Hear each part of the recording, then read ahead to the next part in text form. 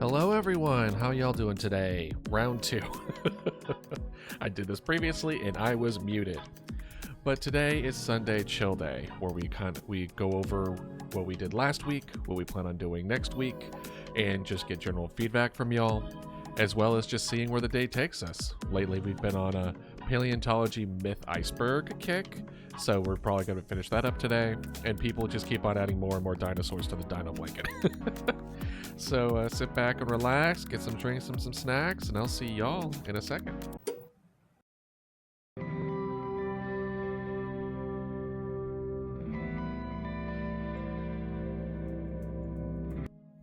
Hello everyone. How y'all doing today? A wonderful chill Sunday. What are y'all up to? How was your weekend? Hello. And welcome. Today, we should be able to finish up the Paleontology iceberg. So, I'm excited. I'm excited to kind of get that finished up. Other than that, we actually do have a couple of things to discuss. As far as, things that I've seen, things where, time energy is going into. One that y'all will probably like, and one you'll either dislike or not care. I'm not even sure. Hiding in my room because people are eating and misophonia is a pain. Oof. Sorry about that, Scallion. Yeah. You could have stayed on stream last Friday. Oh, no, I mean, that's fine. But it was still fun to have you for the time that I did have you.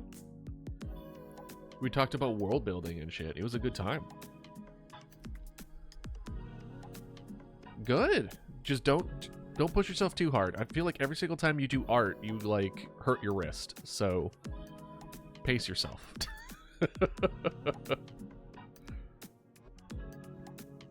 But yeah, right. But yeah, as far as this last week, we've been playing Slime Rancher, and it's been a lot of fun. It's been great.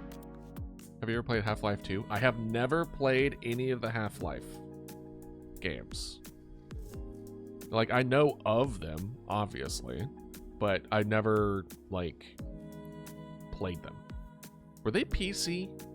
They were PC, right? Because when that shit was coming out, at my age, I was playing more, Spy Fox and stuff, you know? Hi, Ratty, how you doing? Did they snag Half-Life 2 in your library when it was free? No, I didn't.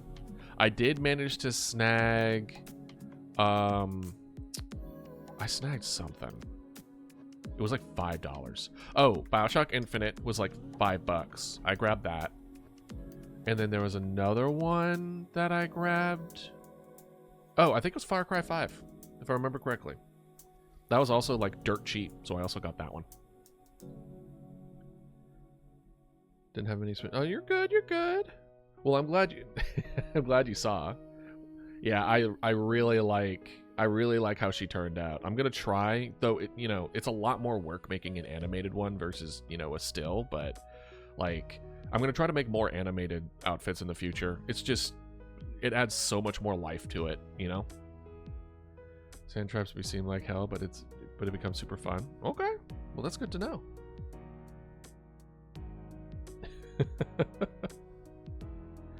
And yeah, I mean, look, as far as the Slime Rancher Excel sheet, well, we're gonna make one for this game.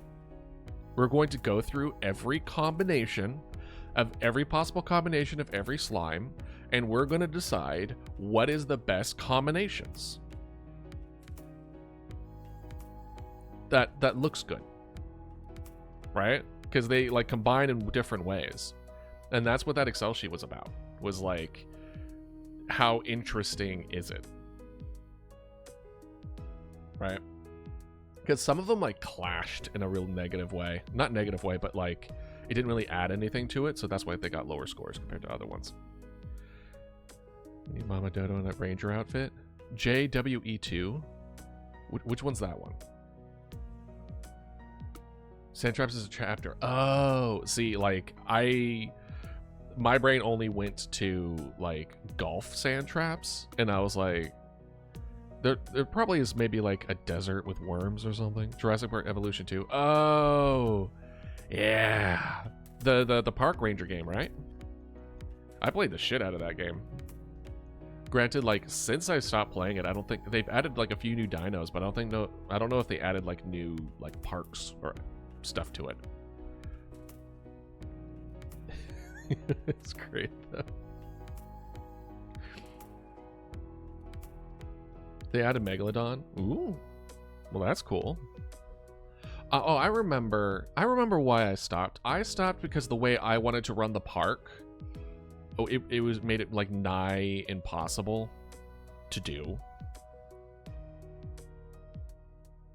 I think the worms work. I don't know. I remember seeing like the ones that like dip from the ceiling and grab you. So I was thinking like maybe sandworms were like the opposite. They're like floor traps, like bear traps. They'll get you, you know.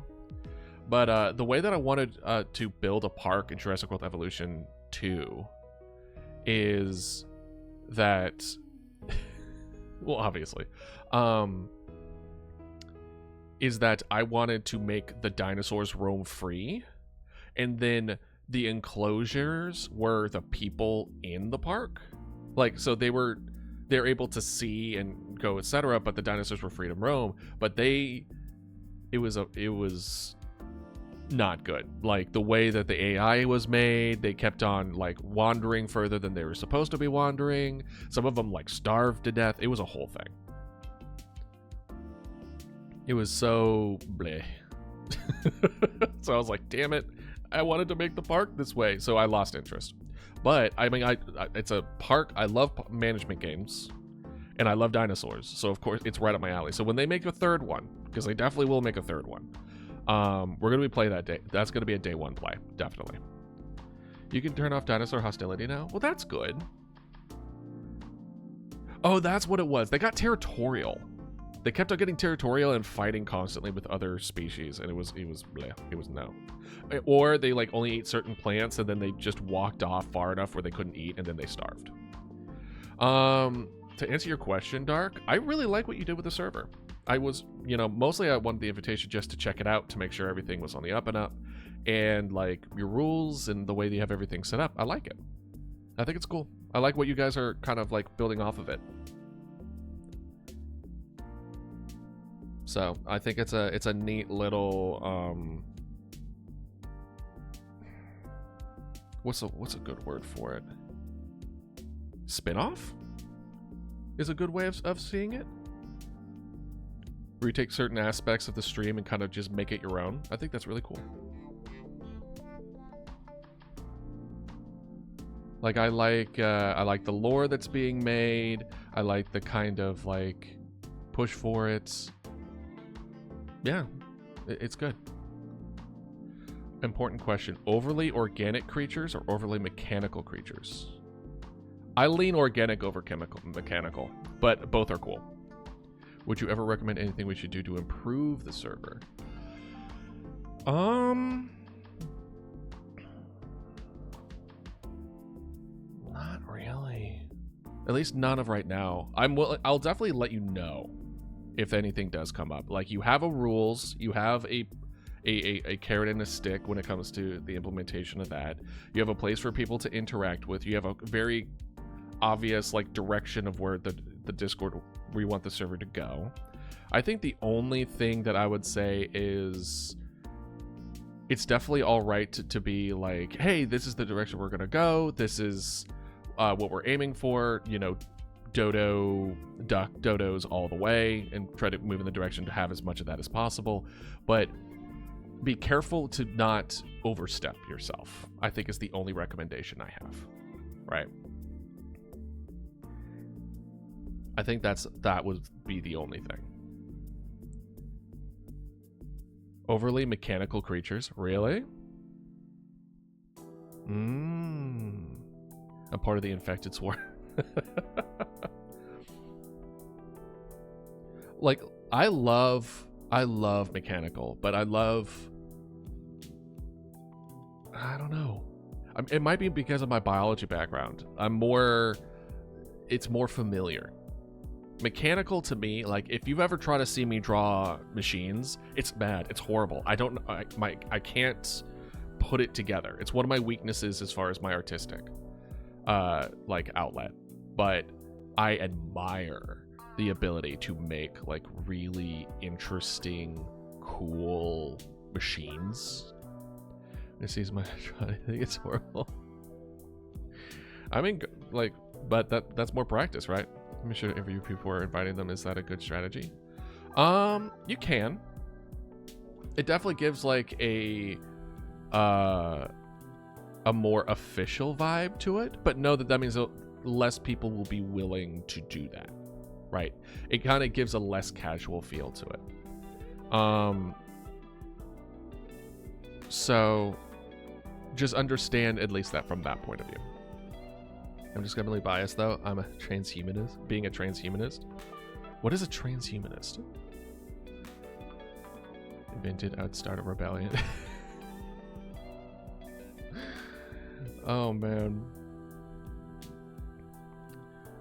But yeah, no. It's basically cyborgs and stuff. Oh. Okay.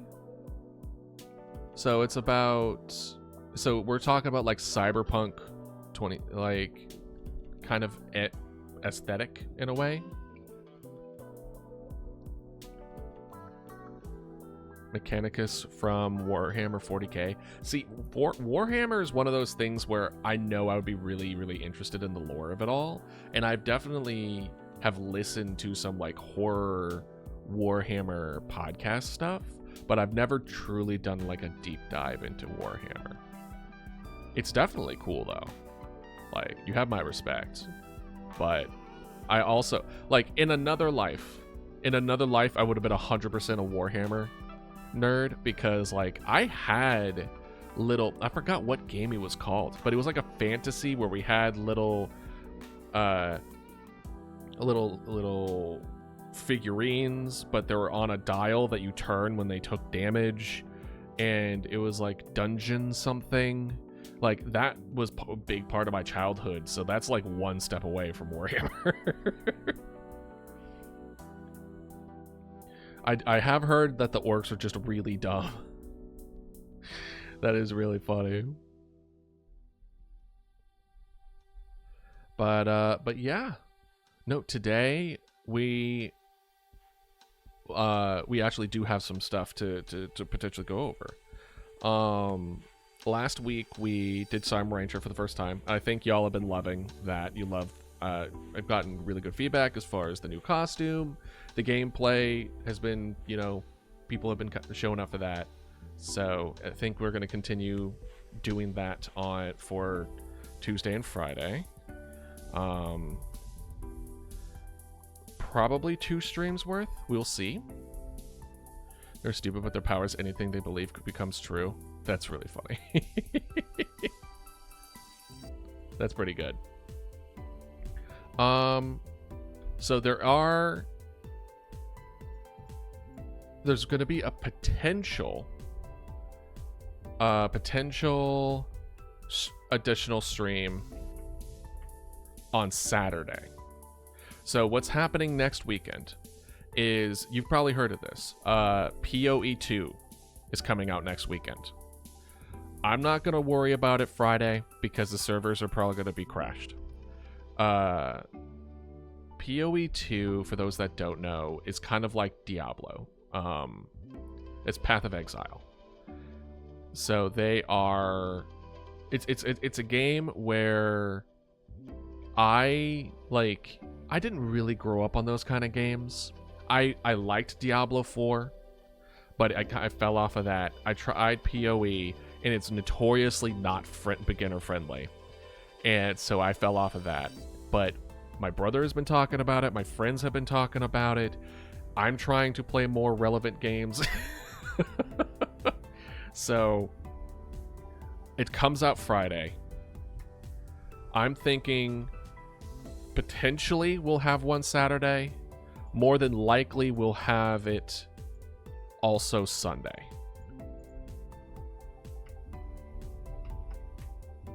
All right.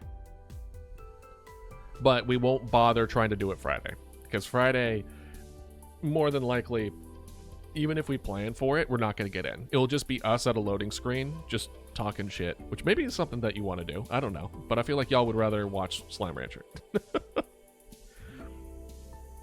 Like, I grew up and say, I'm a tank, and start believing, and voila, tank. Oh. That's really funny. I like it's just like, they have the most OP power ever, but they can't utilize it properly. It's really good. You'd watch anything. Well, that's good, I suppose. As a Necromancer, immediately dropped it and went back to Baldur's Gate 3. I liked Necromancer as Diablo 4, though. It was fun. I wish that there was more that I could do with it, but, you know. I kind of just... It's kind of just the way we invite people right now, but eventually we'll be inviting people without an interview once we figure out the hierarchy. Because I want some stuff in secret, others not. No, secret. Other army to start building up because I want my army to have some action if there isn't any army to fight. And then what is the purpose of Duck Army? I'm worried that no other army will get created, but who knows. I could potentially make other ones. There was discussion as far as the main, like, Mama Dodo skin or costume being thrown in as a potential vote. We might make it so that the more popular a costume is, we'll make that in there. Like, we currently have infected, right? But what if we do Mama Dodo in a blanket? The current one. What if that one gets a vote? Or the main one, the OG Mama Dodo costume, right? Or the BioShock one, once we get to the Infinite version, that is. Right? There's a lot of potentials there. I don't want to swarm with a lot of different votes because that'll dilute it significantly. But for right now, all I do know is that currently infected doesn't really stand a chance all that much. So I need to kind of balance it. Hey Puff, how you doing? Oh, we should let's move that a little bit. Let's move. Yeah. There we go. Oh, lore, huh? Why didn't I prep lore? I knew you were gonna be here, no. Let's see here.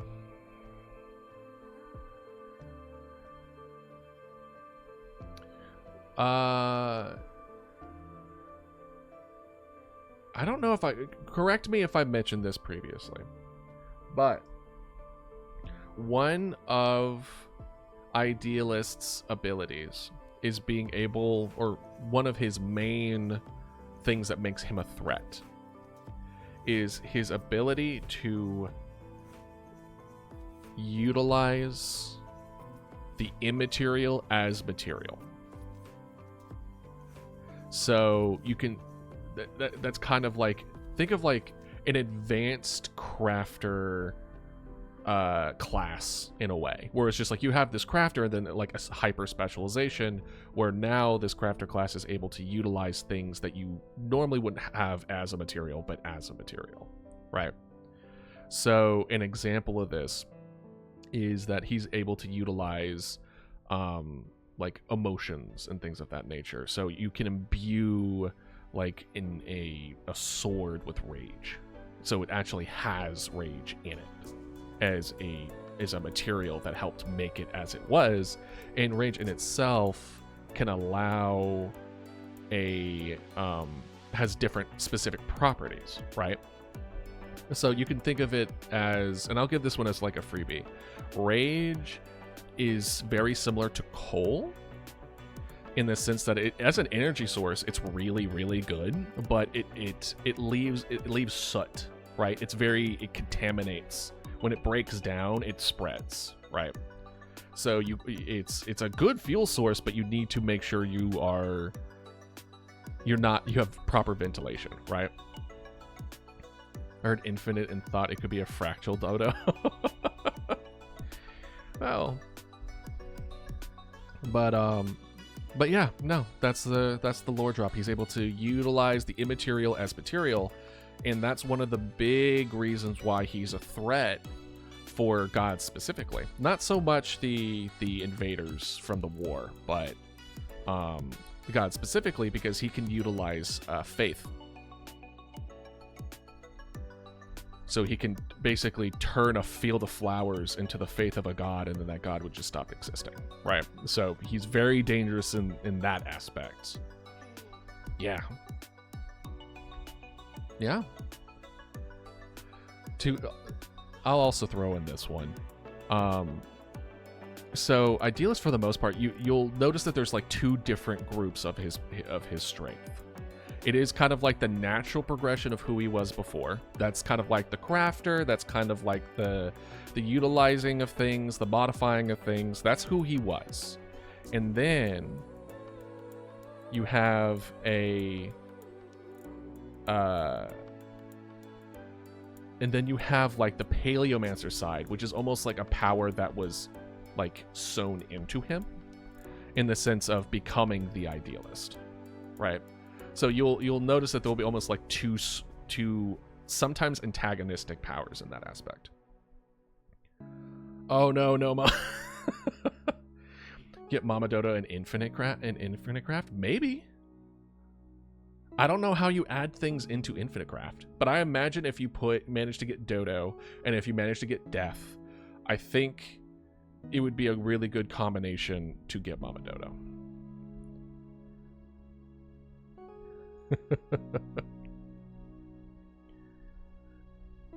But yeah, so that's your lore drop.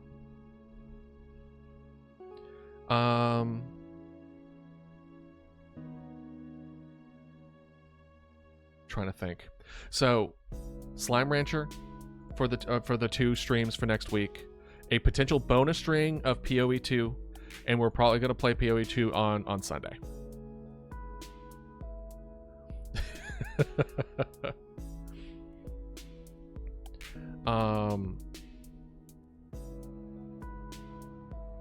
Yeah, I do need to add some incentives to the infected to give them a little bit of help. Dark has done a really good job of building up the Dodo Duck army, and we can't have a landslide victory. We need an even fight. So maybe I need to add some rewards for being infected. Who knows? It's something that I will think on, though. So keep an eye on the updated stream updates on Discord. If there is anything that I will add, I will be on there.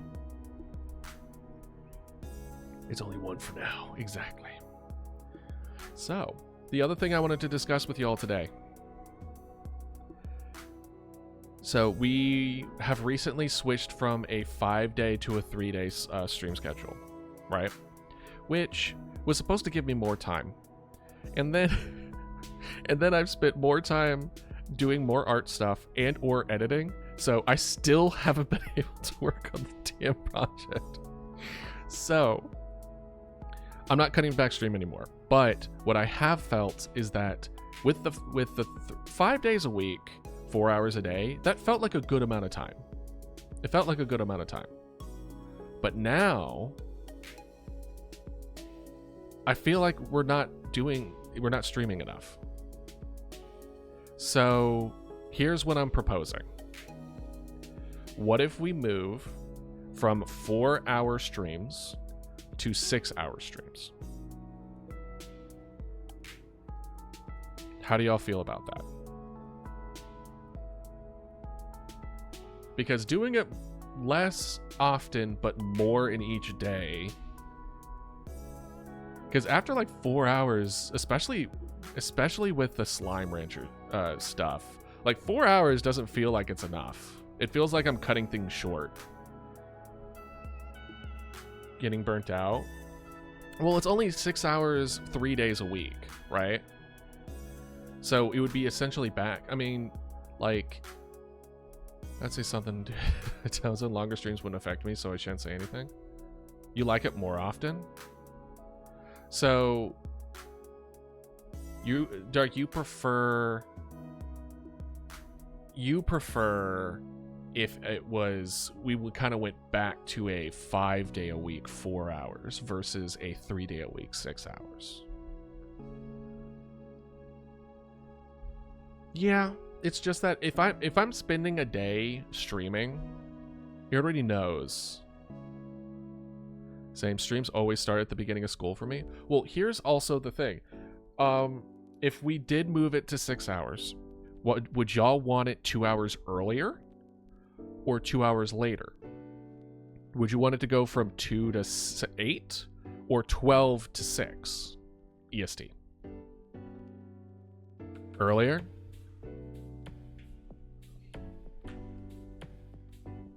Or often if the stream is short. Well, I wouldn't be up all earlier. Damn. Okay. Okay.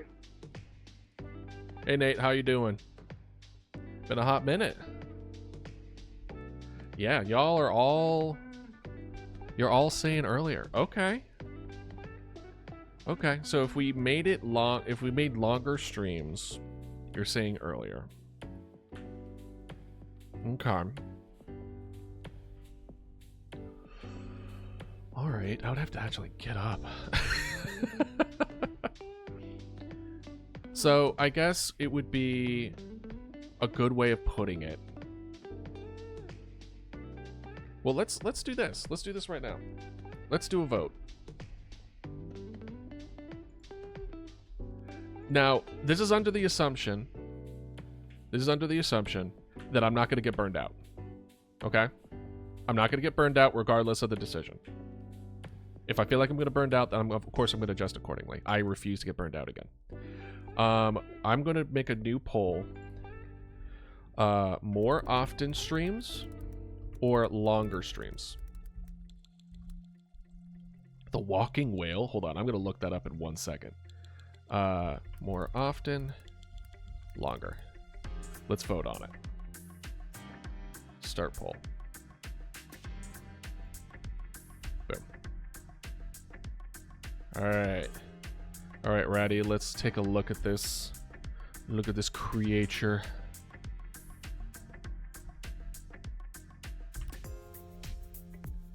That's true. What are you? Is this a whale doggo? What are you? What is this? Hold on. Look at this guy. Look at him.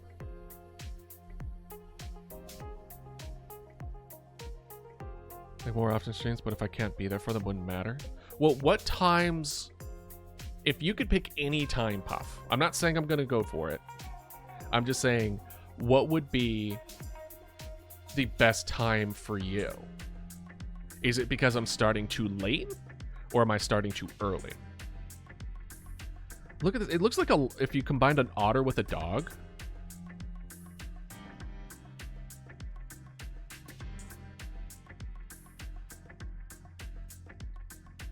Starting too late. Let me shoot this over to you real quick then. This is pretty good. We'll do this. I'll add it to the blanket. Let's see here. So, one of the things I was considering doing. So I chose 2 o'clock because it was when I got up and ate some lunch and worked out. Granted, I haven't worked out in God knows how long. But the point is like, it was like, oh, it kind of worked with my time, etc. Technically, what I originally wanted to do was start at 10 a.m. I wanted to stream at 10 a.m. Eastern. So 4 hours earlier. And then I would end around like 2. So if we made our schedule, we are play dating sims games poorly disguised as horror. Maybe that actually sounds pretty funny. But like,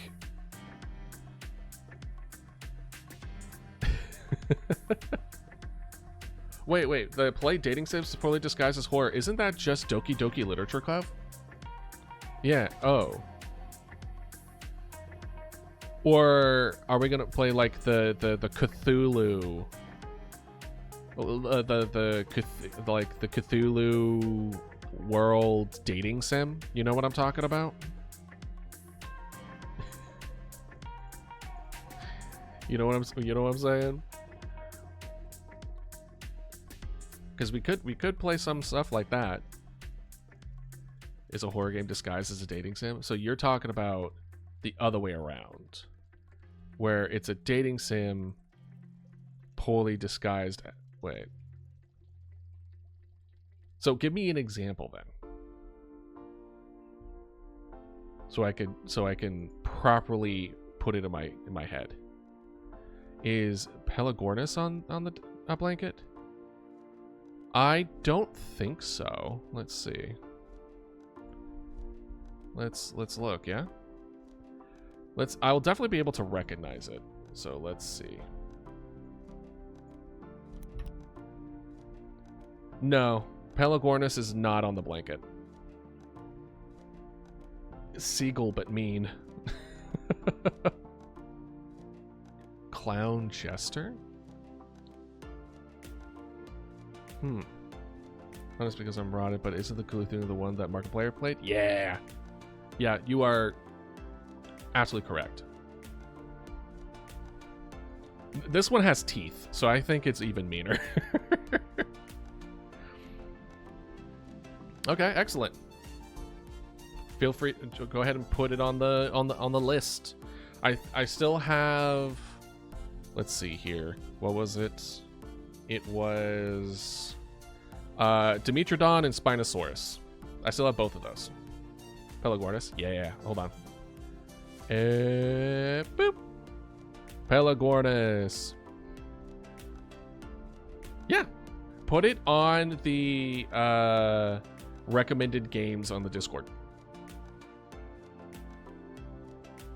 Compile a list for me.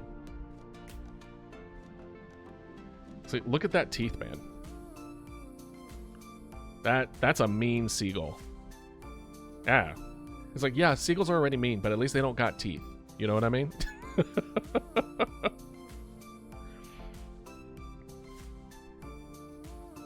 Yes, thank you very much. It will be added to the blanket. Reminds me of the Walking with Dinosaurs series. Yeah, I need to go watch that.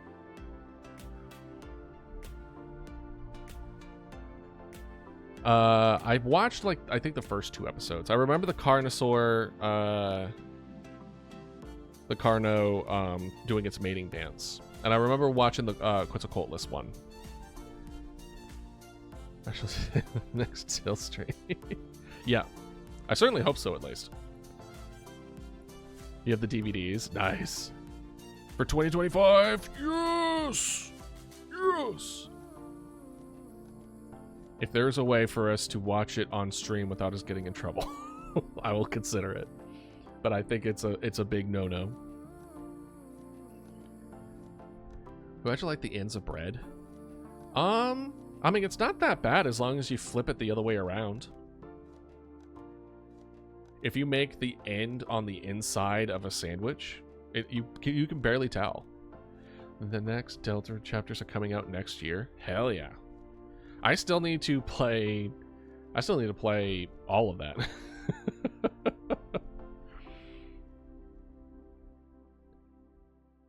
Streamers dedicated to reaction content, I think would be fine. That's true.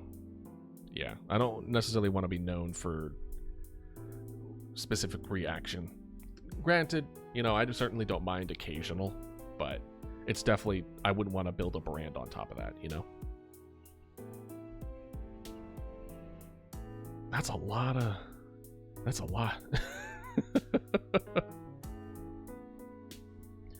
But yeah, so how about the rest of y'all? Because I know Puff was saying, 2 p.m. is a bit late as far as starting.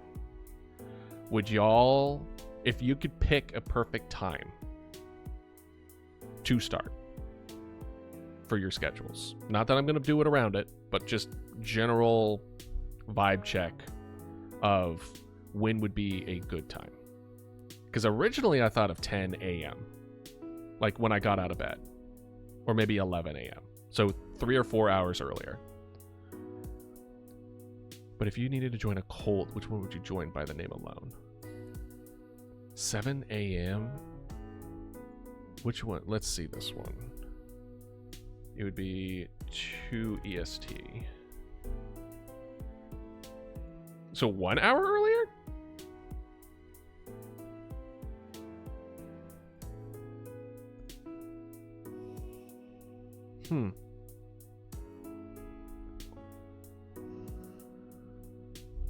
For you, Dark, it would be 8 a.m. I ain't waking up at 8 a.m. Nah. 1 hour earlier? I could potentially do 1 hour earlier. That's not bad. That's not a bad transit switch. That or like 5 p.m. but you'd be asleep. Let's see here. 5 p.m. Well, that's 11 p.m. for me. I'm not asleep at 11. You live in Iraq? Got you. Huh. Because I considered doing 10 a.m. Eastern. So that would be 10 a.m. EST to ZST. Or Z, not CST. NZT. Sorry.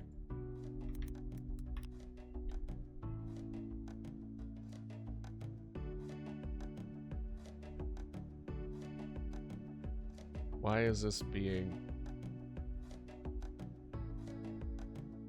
Okay. It would have been 4 a.m. for you. No. Your post time? Gotcha. And then, or I was thinking also 10 p.m., which would have been 4 p.m. for you. Like from 10 to 2 that way. And then immediately I would get off of the, get off stream and then go to bed. Right? I guess that's the question. Do I want to wake up and stream, or go to stream and then go to bed? There we go.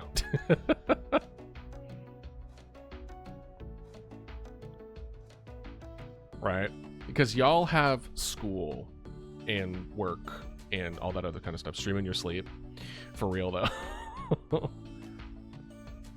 So I considered the 10 p.m. slot. I considered the 10 a.m. slot. So here's another thing, right? This is let me go ahead and just pull this up real quick. Twitch analytics. So this is part of another reason where I like kind of decided when to start doing stuff, right? I don't know if any of y'all have checked this one out before. What time is it right now? For me, it's 2:39 p.m. I'll stay very responsible to watch your streams. Oh, well, I don't want you to lose sleep over me. But, like, I want to make sure that I am able to stream at what would make sense statistically, while also, like, do I like 10 p.m. Eastern? I do. But I also know... Yeah, school's almost over. That's true. That's true. So if we go to, like, viewers, right? Here's the up and down graph. I would lose sleep over streams if I wasn't forced to go. Again, I don't want y'all to lose sleep, though. So, like, here, right? So it's currently 2:20 for me. So this is accurate for my current time. What we want... So you're ahead by 8 hours, Dark. You're 8 hours ahead of me. You need to maintain the stream streak. What do y'all get for the stream streak, by the way? Do y'all get anything for that? Is it channel points? You need to go? Alright, Puff. I see what you mean as far as you need to start earlier. More points? Oh. All right, Dark.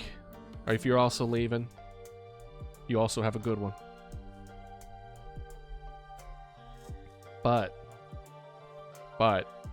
so when we consider like, oh, let's do it 1 hour earlier, that actually kind of works. Because so normally we do it, let's see if I can zoom in. I can zoom in. Awesome.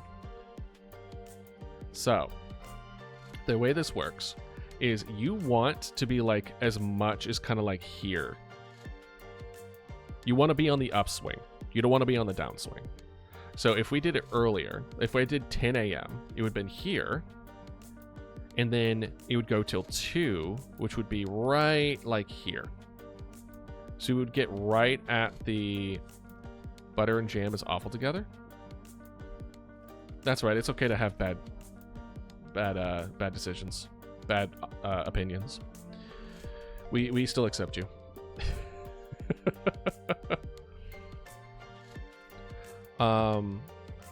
But so if we did 10 to 2, we would get the upswing of this, right? Started watching JGK. Oh, I love JGK. I love that. I started playing not playing. I read the manga up to a certain point, but I'm not current. If the texture's wrong, then yeah, I get it. There's a lot of foods that I can't eat because of texture. What? Oh yeah, what was it again? It was, what would you join by the names of the cults? Reapers, the gluttons, the paradise, the withered. I would have to see like a list of them. Of the list that you gave me, I would say, what is the paradisius? What does that even mean? Firkin sounds fun. The texture is wrong to me too. Well, what's wrong? What's the texture of butter and jam that you don't like? I feel like that's a very similar texture. Because do you just normal like butter toast? Because I feel like that would be the same, no? But if we just did, because our current one is right here. We start at the tippy top, and then we go down here, which honestly is not good. So if we actually did it a little earlier, we would hug the top. We would go until 15. So honestly, 1 is better, statistically speaking. Is a word invented because I didn't want to say any who want titties to die. That's fair. Butter on plain toast is fine. Butter and jam, on the other hand, is bad. So what about just jam and not butter? As in not or deities and deity. Got you, Nomo.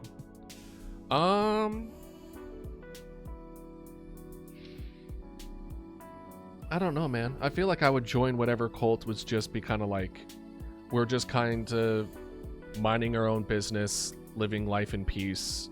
Don't bother us. You've never had butter? Gotta say, I'm a fan. I'm a fan of butter.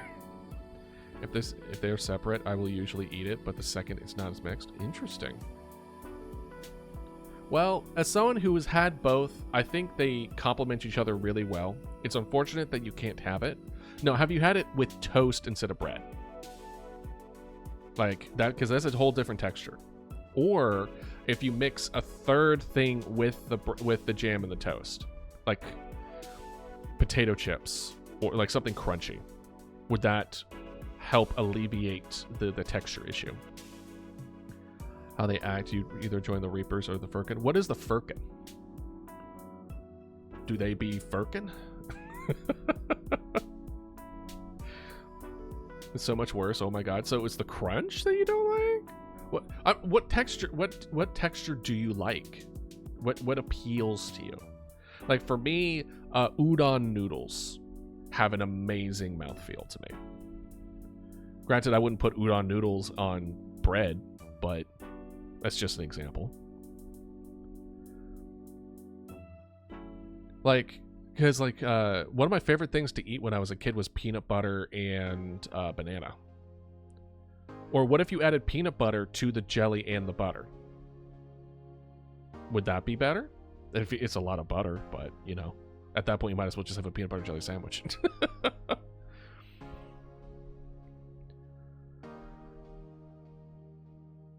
So if we started here and then we went to here, we would stop right at the tip. But if we did 6 hours earlier, it would be 1 to 7. So it would be like here, and then you go to 19.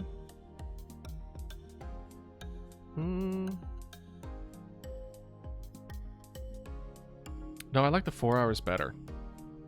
It'd be like right here to here. So we would go on the up curve, and then right when things start to get down, we stop. Okay. Okay. All right. I'm kind of fine with that, actually. The Firkins are the ones that mentioned on Friday's stream where they really dedicated to humans. They worship the animal deities. Oh, probably Firkin. I vibe with Firkin. Very hospitable, very kind, very generous, but as soon as you cross a line, they'll gut you like a pig. I'm down for that. That's my vibe. I like it. I like most textures, but something about butter jelly feels almost slick. So is it like slippery? Is it kind of like greasy? Is it kind of like, if I mentioned olive oil in toast, is that something that also feels bad for you when you think about it?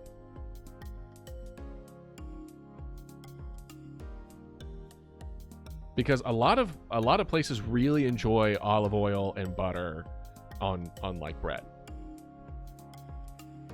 Oh, it's definitely the grease. Yeah. So you just don't like greasy. You don't like the greasy texture, which is completely understandable.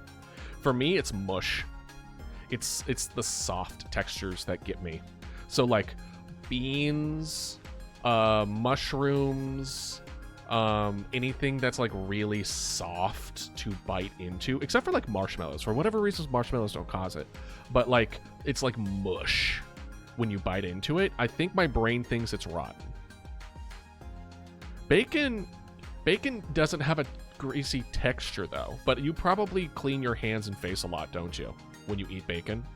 Like you don't like the feel on your like it on your skin, if I had to guess. Because the bacon itself doesn't have a greasy texture. It's because it's so rough and burnt. Yeah, exactly. So you just don't like grease. You probably looked at the, what was it? It was a greased up deaf guy, and you were just like, I can't think of a fate worse than death than that. Fried mushrooms, they're delicious. I haven't tried fried mushrooms. I would be definitely willing to try fried mushrooms, and anything that would make it like not mushy anymore. So like, I guess if I had it correctly toasted and seasoned, then it's like doesn't have that texture. I'd be willing to give it a shot. You don't like mushrooms? Yeah. I mean, I wish I did. There are just certain things that, you know, texture-wise, it just causes my brain to freak out. I told y'all about my rice thing, right? That I have a thing with rice. Mushrooms fried in butter and garlic is so good. I mean, that sounds amazing. I love butter and garlic. If I can get the mushroom to not have a texture of a mushroom, I'm willing to give it a shot. Otherwise, it's just going to be a bad time. Okay, so don't get mad at me. I don't like rice. And it's a texture thing. If I can mix rice, if I have like enough like meat or texture variance, it doesn't trigger it. But when I have, when there's a rice texture overload, there's like a hidden line somewhere that if it's too much, it goes too far, and what happens is my brain is convinced they're moving in my mouth, and it thinks that I'm eating maggots. So it starts freaking out. And then I start freaking out. So like the example of like I took a bite of sushi because I wanted to see if that was enough texture variance. And then it was like I had a mouthful of rice and I would feel it all moving in my mouth. Like all in my cheeks, all in there. And I was like, okay, get through it. And then I powered through it. It's like, it tastes fine, but my God, is it just a really bad time to have that. I only learned about the texture variants like 4 years ago-ish. That it's like, okay, I really want to see if I can do this with rice. I had, like, it was probably some kind of like chicken, sesame chicken or something. And then I mixed it enough and I'm like, oh, it's not happening. Amazing. Perfect. Great. So, yeah, it's a texture thing. But yeah, so y'all want a little bit earlier. Y'all want more often, but less amount of throughout the day. Okay. Okay.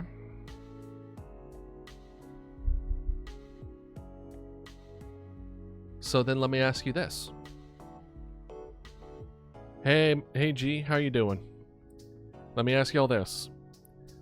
Which day of the week, if you could throw in an extra day of streaming in the week that we currently are, so we're currently Tuesday, Thursday, Saturday,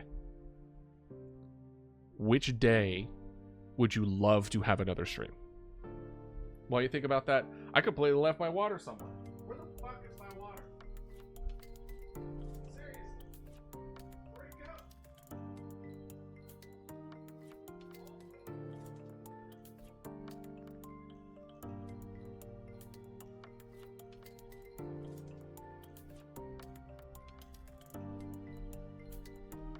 Alright, I got it. Oh. Wednesday? Wednesday, huh? Okay. So it would be... So it would kind of look... So it would be Sunday, Monday off, Tuesday, Wednesday, Thursday off, Friday. Okay. Why Wednesday? If you don't mind me asking. Why Wednesday over Thursday? Ratty said either or, so I don't mind. But I'm for the rest of y'all kind of went right in on Wednesday. Why not Thursday? Because yes. Fair enough, G. It's like, because I said so. I don't know what to tell you. Because this is what I decided. I'm just wondering if there was anything as far as anything happening on Thursdays, whether it be work or class or something, or other things, or hey, there's another streamer that are on that day and I don't want y'all to like compete for my time. Like, just genuinely just trying to get a gauge of reasoning to make sure that, you know, just, I mean, we could also like play around with it. We could try 1 week where it's this, and then 1 week where it's this. Do I play Roblox? I did once for y'all on Sunday, on a random Sunday, but I don't actively play it. Feels more natural in my schedule at the moment. Gotcha. Well, I've always had Saturdays and Wednesdays off, but it wasn't like I was married to the idea. It was just, okay, so story time. I had a lot of PTO accrued for a job, and I had like, so I could take like a couple days, but instead I was like, you know what? I want to take 1 day off a week instead of like a whole couple weeks off. Because what happens, unfortunately, when you have a job and you take a long time off is all the work that needed to be done gets piled up, and then you come back from your vacation to just a mountain of work that you then have to catch up on. And it sucks. So I'd rather just take the day off, and then I don't have like a whole problem when I get back. So I tried different days. I was like, okay, let's take Monday off. Let's give ourselves a 3-day weekend. Let's do Fridays off. Let's give us that. And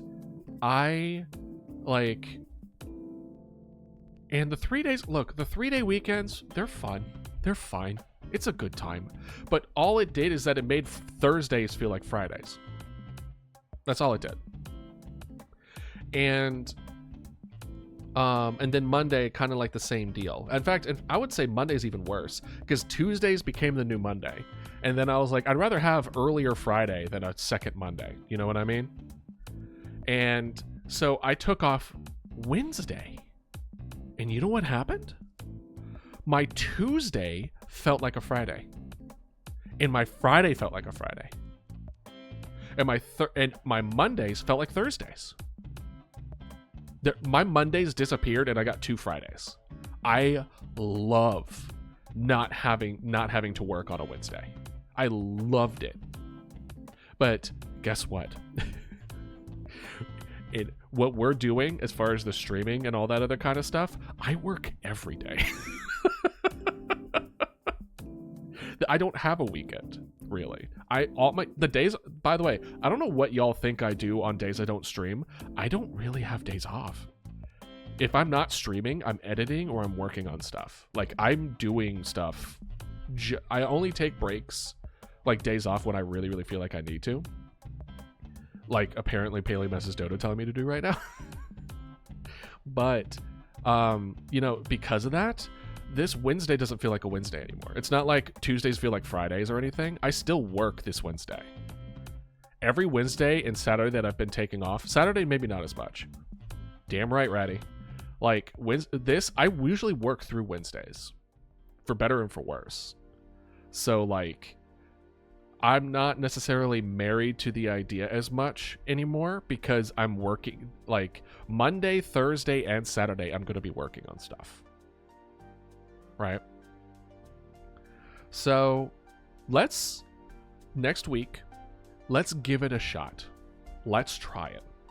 So, the changes that we're going to do. Let's do here. Changes. Starting at 1 p.m. EST. Okay. So we want to do like an ARC stream. I still want to have Sunday being Community Day. I really value y'all's feedback on these kind of days where we don't really have like plans and we can just do whatever. The game stuff. Among Us. I don't think I will ever play Among Us. Even when it was huge, it wasn't my thing. I did play a good amount of what came out around the same time. The Fall Guys. I played a lot of Fall Guys. You never know, G. You never know. So let's do Wednesday art stream. Yeah.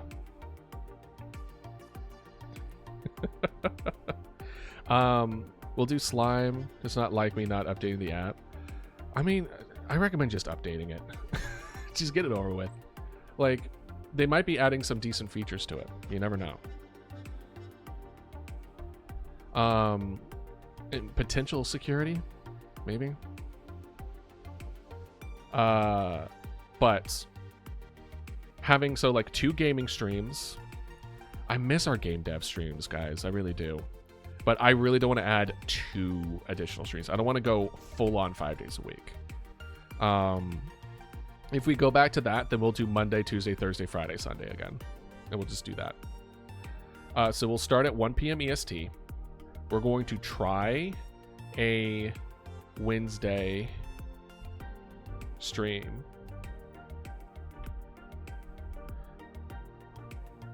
Play this one? Probably not. I think the only thing I played was Doors, and I think one other horror game. I played a couple horror games on it. Is that when I go to update in the App Store, it's just not there? Well, then it's like, what do you want me to do, Twitch? What do you want me to do? All right. So for next week, we have normal Monday off, Tuesday, Slime Rancher as planned. Wednesday, we will try out a Wednesday art stream. Thursday off. Friday, Slime Rancher. Saturday, a potential extra stream for Path of Exile 2, depending on friends' availability, as far as people that can actually get into the game. The joke basically is people are probably not going to be able to get in until the following Tuesday. So that's why I'm saying these are kind of like maybes. If we're able to get in and play it, I will, but if not, then we won't. If I'm in the game with you. Well, I appreciate it, but at least for today, I think I'm good. And then Sunday is the normal community day, right? And the changes is that we are going to start 1 hour earlier, which means we're going to end 1 hour earlier. So it is from 1 p.m. EST to 5 p.m. EST. All right. Which means I need to make sure I'm getting up somewhat earlier so that I can eat my food. Because usually 1 to 2 is when I eat. So I'm going to need to move that. Yeah. I think that sounds good. The next topic that I wanted to bring up. I don't know how much y'all watch on the YouTube channel kind of stuff. But after going through, I was basically kind of like trying to figure out as far as why YouTube's being like a little bit weird as far as pushing things, and I was putting a lot more effort and energy into like editing and doing so there's best ofs and Dodo kibble and all that. I remember you talking about that you love Jets a lot, G. You're the last side of the stream, so this is good. Well, that's good. But the idea is I think I kind of got lost in the sauce a bit as far as the YouTube side of stuff. Like, I think I put a little too much towards it. So even though I literally just made an announcement yesterday that we're going to move forward with the Dodo kibble stuff, what I'm going to do is that I'm going to move back to the... You just got an ad? Oh, shit. We need to move to get an ad break. Sorry. I'll make the announcement after these ads. I apologize. That should have been a thing. Be right back.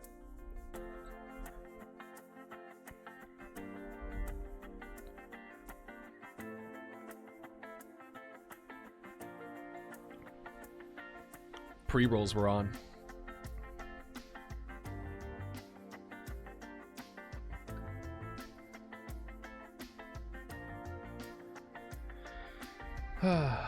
Let's see here. Let's get more water.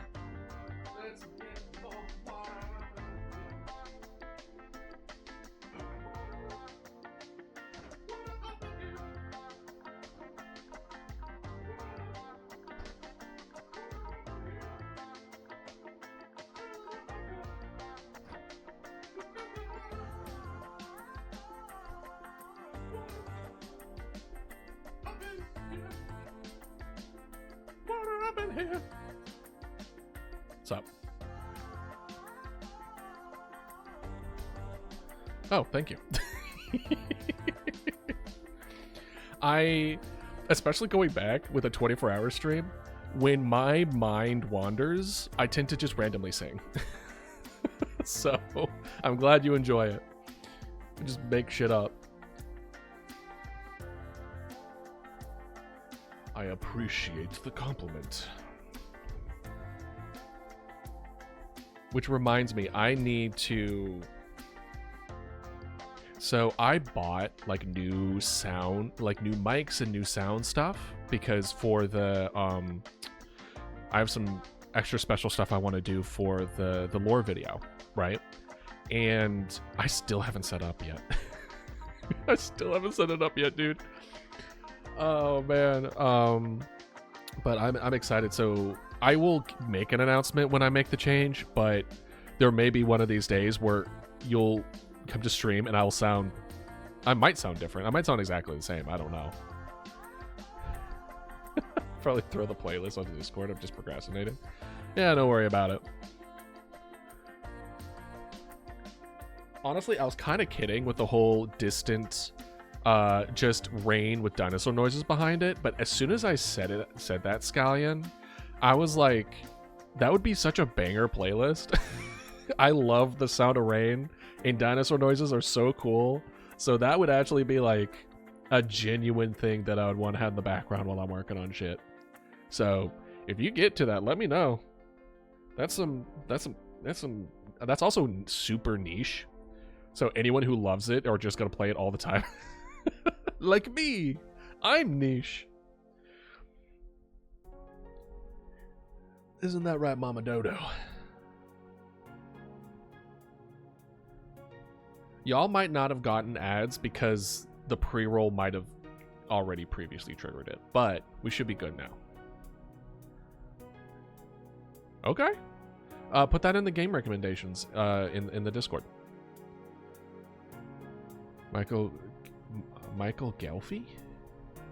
Why does that name...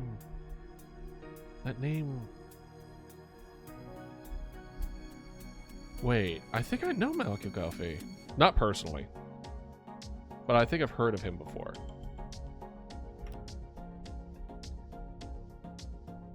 Maybe not. Maybe not. No, I was thinking of someone else. All right, so what was I saying? It was, we were talking about, we're starting earlier. We're doing a Wednesday stream. We'll see if how, oh, right. We were talking about Dodo kibble. So what that's going to mean is I'm going to move back to the way I was doing things before, which was I'm not going to try to get clips. I'm not going to try to get any of that stuff. I am going to post the VODs on the VOD channel, and I'm still going to try to get a short out of it. And I will also, in addition now, I'll be making thumbnails for the VODs, which shouldn't take too much effort and time. But that's it. So there won't be any best ofs. There won't be any Dodo kibble. But what that will do is that then I don't have to worry and put all that extra effort when the effort that I have been putting into, it didn't seem like a lot of it, nothing was really coming out of it, unfortunately. So just a heads up, I'll be doing less of that and then using that time to either continue working on art stuff and or working on projects. I'm really hoping we can actually do that. It is also December now, so we need to talk about like a Christmas stream, right? Like we should at least have that discussion of like Christmas. There's one thing that I have in mind. I'm not going to mention it here. But like maybe we could play some Christmas, like some spooky Christmas games, because there's a handful of those that are pretty funny.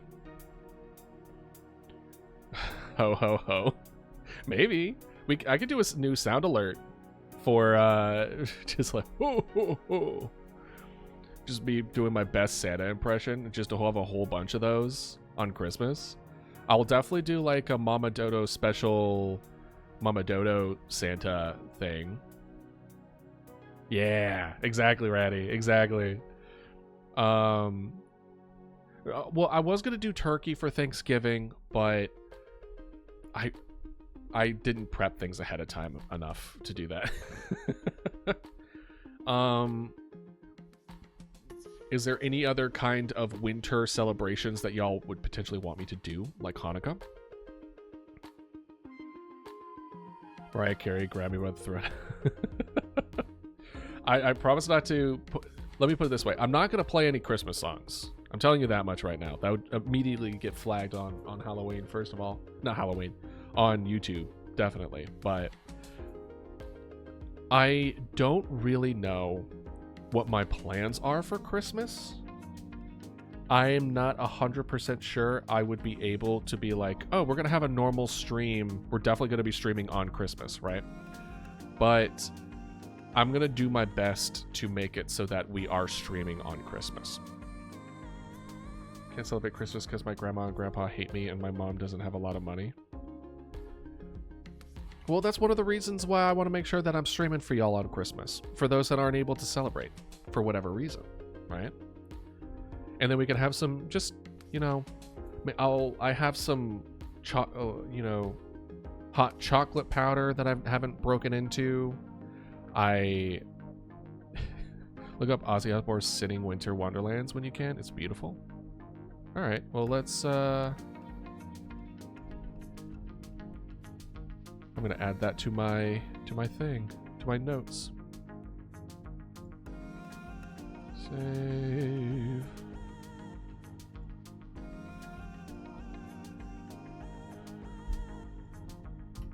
I celebrate it, but it's because my grandparents are criminally intense Christians and push it every year. Yeah, it's one of those things where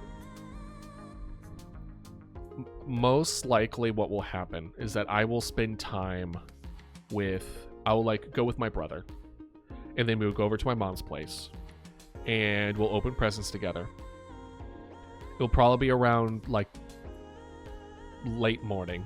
We'll open up presents, we'll spend some time together, we'll eat some, our usual eat is cinnamon rolls and bacon, or our big two like Christmas meal things, which is, you know, delicious. Love it. Great every time. And, you know, we open presents, we have a good time, and then we drive back. And then so by the time I get back, it might be around like 3, 4. So what I might do, welcome back, Nomo. Yule log? What's a Yule log?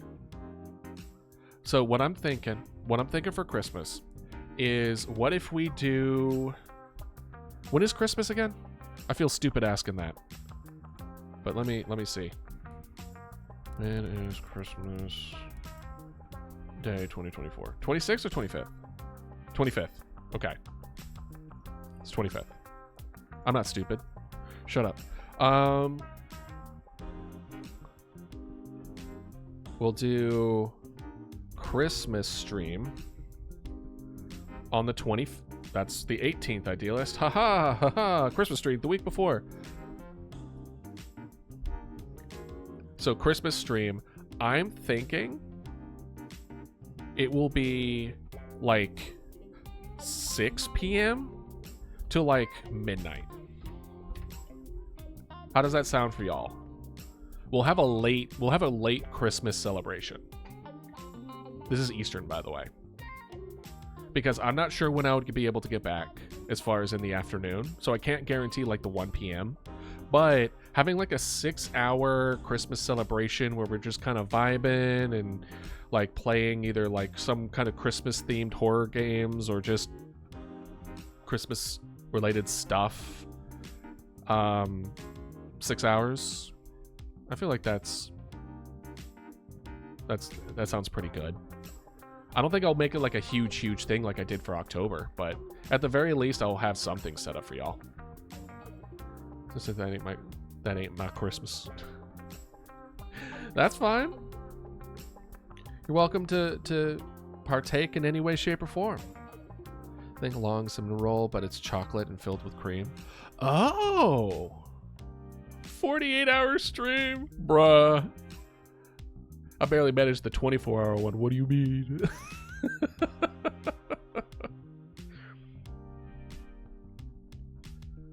Chocolate, but the Yule log sounds pretty good. It sounds very good. The Yule log that you burn. Oh. The rewards you're getting is for channel points, I believe. So you can spend those on like redeems that, I mean, I usually have some things set up here and there, but a lot of them are turned off at the moment. I should probably turn them back on. But the idea is that you can use channel points to do things. You can use it for sound alerts. You can use it for changing Mama Dodo's costumes, which I have turned off at the moment. And or if you want to add a dino, you can pet Mama Dodo. Exactly. So you can use those to manipulate the stream a little bit. All right, see you in a bit, Noma. Fun fact, Spain, they're natively set up to figure out a man pooping, literally called the pooper. What? That's funny. That's great. Bro, I love that kind of shit. It's just like the pooper.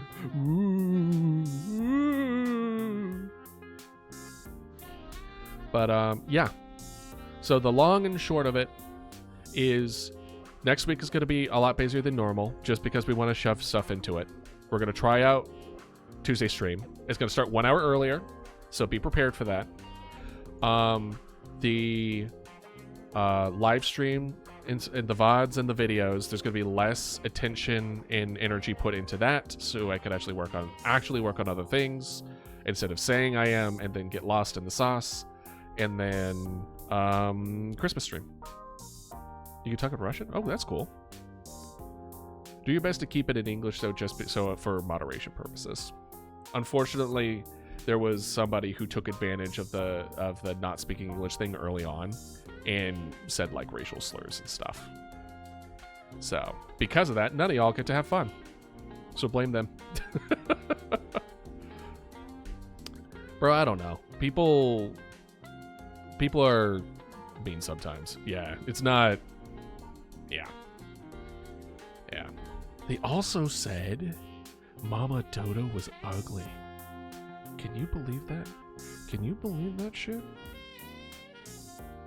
Like, what? Heinous. Heinous, man. Yeah. It was a guy who was trying to get me to buy like art assets from them. So they thought it would be a good idea to like try to neg me. You know what I mean? By being like, your art sucks, you should get ours. And then proceeded to like call me a racial slur.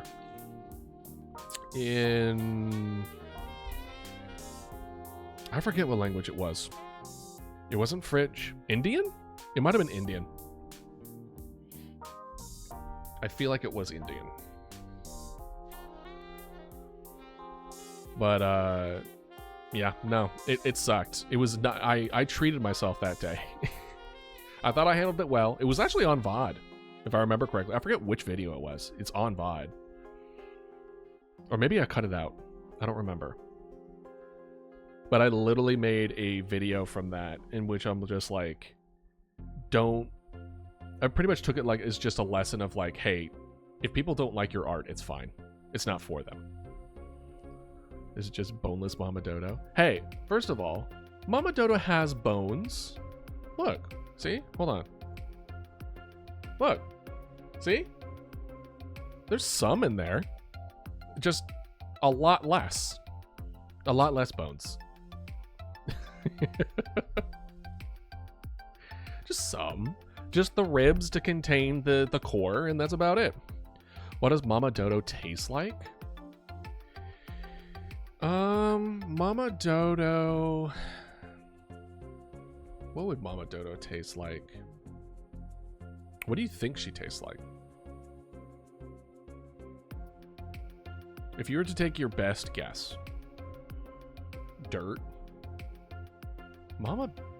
Does Mama Dodo bathe? I was gonna say Mama Dodo bathes, and I'm like, wait a minute. I mean, are you licking the fossil? I mean, there's miasma, so you're asking what the taste of miasma is. Well, miasma is essentially negative energy for the most sense. So it would probably be spicy? Maybe spicy grape? Well, what makes chicken is the meat, and there's no meat on Mama Dodo. It's all miasma. Straight to the miasma. Right? So, like... My blood tastes like radioactive. Oh, radioactive. Alright. So I think we're done. I think we caught up on all the things that I wanted to discuss today. We got more out of it than I thought, as far as just like I really did think that the longer streams would have caught people's attention more, but I think it's just more often y'all want. More than likely it's because by the time I'm done streaming, y'all are like doing other shit. All right, give it to me, G. But we'll see.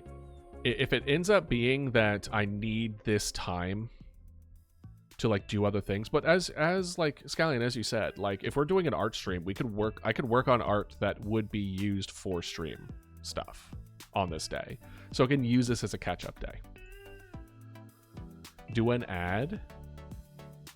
I consider doing my own ads, like making up my own during ad break. I would then have y'all see a custom made ad that I made for stuff in like lore based.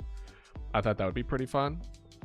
But the problem with that is that we go through 3 minutes of ads. Animations, I mean, that would take so long. I do plan on doing some form of animations, but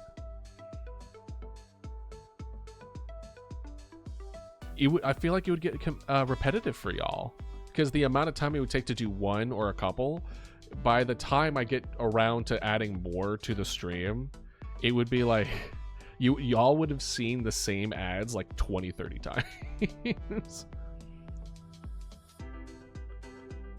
Goofy Goober Stain Noodle?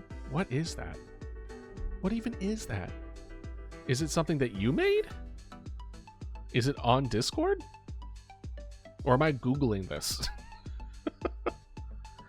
All right. Let me see.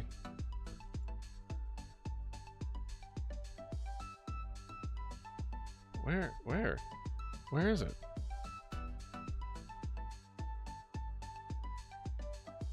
Oh.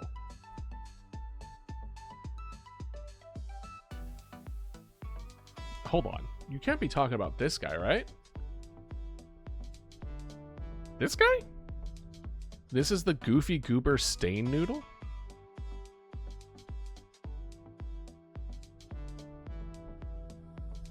Oh, this guy. Oh. I was like, that is not the kind of energy that I get. Goofy Goober Stain Noodle. This is giving me Chowder vibes. You remember Chowder? I don't know if y'all ever saw Chowder. Rada rada, rada rada.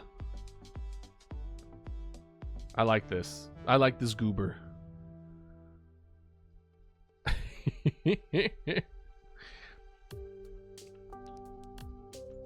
Well, I do. I would like to see it on a shirt.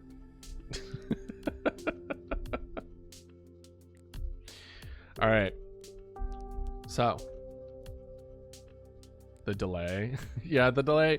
Unfortunately, I don't know why there could be such a stream delay. I have y'all on the shortest one, I'm pretty sure. I never watched anything with him in it, though. It's a wild fucking ride. It's a weird show. But if you like those kind of things, like, give it... I recommend at least giving the first episode a shot. If you don't like the first episode, you probably won't like the other ones. But it's a fun show. What you gonna do? What you gonna do? I think I'm naturally, like, for whatever reason, like, even when I watch other, like, my friends' streams, people from across the country get it faster than I do where I'm located. So I don't know what's with it. I don't know why there's such a delay. From what I could tell, it's not anything on my end, but who knows, man? Who knows? Maybe it's my internet speed. So I think we're done. I think we're done with this. Yeah, maybe an app thing. So with that being said, let us move on to the iceberg. Yeah? Because it's been a hot minute. All right. Here we are. The fringe occult. We're all the way down here, by the way. Oh, well, you can't see because of Mama Dodo. But we're near the bottom. So we're getting there. We're close. We'll probably finish this today. Yeah, it's super far back. Oh no. It's just like, hey, no. You can't be up this close. That's impossible. Hopefully I haven't set like slow mode or anything like that, you know? Yeah, no, nothing like that. All right, well, whatever. I am not a woman. Gee. Mama Dodo does go by she, her, though. So Mama Dodo does have the she, her pronouns. I go he, him.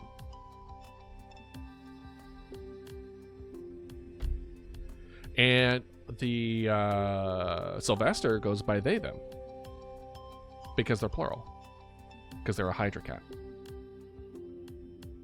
So there. Yeah. Basically, so, G, to kind of like help clarify it, is I am a Paleomancer speaking through Mama Dodo. Mama Dodo is essentially a conduit where I'm able to interact with you, the chat, the stream, etc. So as of right now, with my current capabilities, you are only able to see Mama Dodo, but you can hear me through her. She's almost like a living megaphone, except not really living. Organic? Not really organic. Undead megaphone? Yeah, undead megaphone. There you go.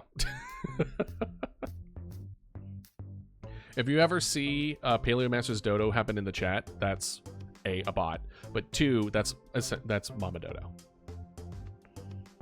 What language am I saying?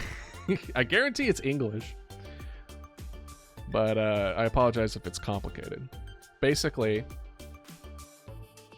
I am speaking through Mama Dodo. That's really the beginning and end of it.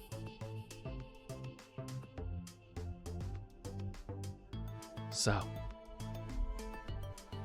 shall we get started? Yes, maybe, perhaps. So you're a ghost? No. You just aren't able to see me. So think of it like, you know Sesame Street?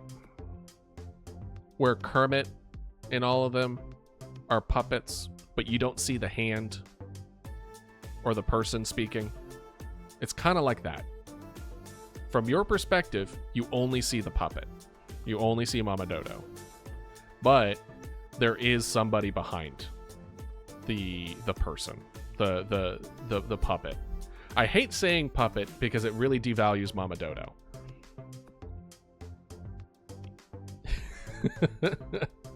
But that is kind of the simplest way of putting it. So FNAF, not quite like FNAF, because FNAF is kind of like souls possessing a body. Mama Dodo, she has my core, but I have a separate body from Mama Dodo. The Bite of 87? God, I still have that, I still like to go through the Markiplier FNAF gameplays in the background. The Egg of 24? Mama Dodo bites somebody. Is that the Bite of 24? No, Markiplier was definitely one of my favorite. I think he still might be my favorite YouTuber. Hopefully I won't regret saying that now that I've said it. But he's definitely been an inspiration for me. As far as like liking horror, etc. So, I mean, that's good that he's still influencing people now. Yeah, I hope so. It's one of the few good ones left. Granted, now I'm on the YouTube channel, so maybe I will never. I won't say I won't ever be as popular as Markiplier, but that is not my goal. 1887. It would have to be way sooner than 1887, you know? It would probably be more 1787. I forget when dodos. Hold on. When did dodos go extinct? 1600. 1587. 1587. Because if they went into the 1662 was the last time they were ever seen. So 1687 is too late. So 1587. Yeah, the bite of 1587. Archaeops will be drawn once a full body Paleomancer art is posted. Sounds good to me. We be making lore. It's just a theory. A Dodo theory. Is it okay if I share a headcanon I have for Mama Dodo? Go for it. Y'all are always welcome to like have your own like little spin-offs and lore branches from the lore that I make. It's a blanket acceptance for the most part, as long as you don't be like, Mama Dodo's secretly a Nazi. Like, don't do that. But like,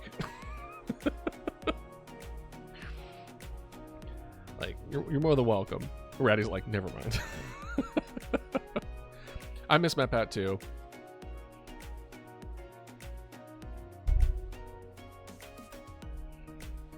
But yeah, you're welcome to have your own interpretations in like stories that you want to write in the world that I'm making. I more than welcome it. Do not. I had canon she died protecting her nest from a settler dog as a rule version of fear dog-like creatures. Ratty, I don't want to confirm or deny what you just said, but you are damn close. You are close to what the actual lore is for Mama Dodo's death. So, good on you. Yeah. I mean, I've already mentioned that she died protecting her young. That was something that I have mentioned in the past, but I never went into more detail from that, and I still won't, because I want that to be a special reveal later on, because it does tie Idealist and Mama Dodo together a lot. So she's depressed? Not anymore. She's doing great. She has all of you. Why would she be depressed? You're her little compies.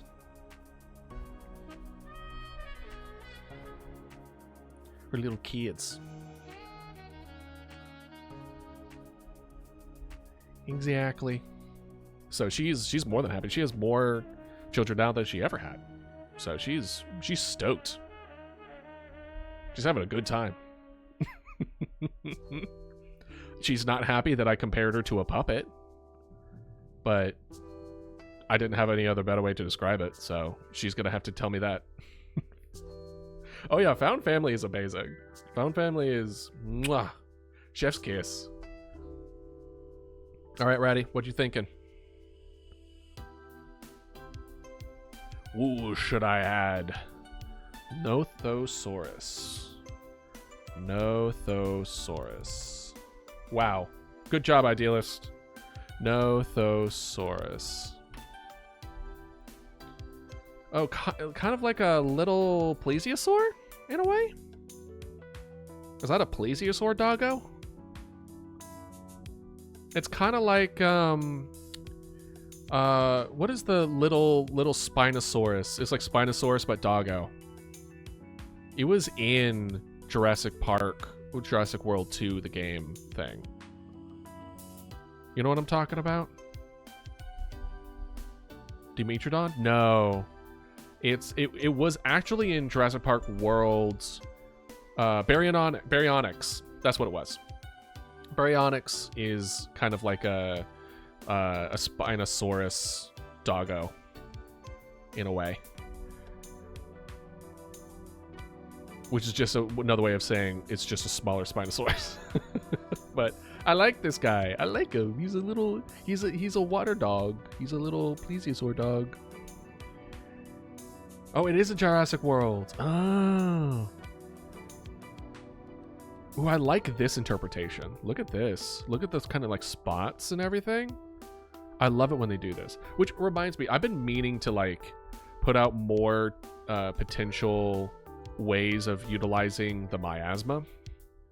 so I can give better patterns on the miasma, so it's not just purple. So I've been cracking my head with that. I don't even know if that's a saying, but that's something I'm saying. Something I'm thinking about. Okay. Shall we get down to business? You know, only like an hour and 36 minutes in. Hold on. Oh, God. Excuse me. And yes, I have been cursed with dad sneezes. Ever since I was like 13. So it hurts every time. I do enjoy that we make these that could kill us into water dogs. Well, is that not like the human...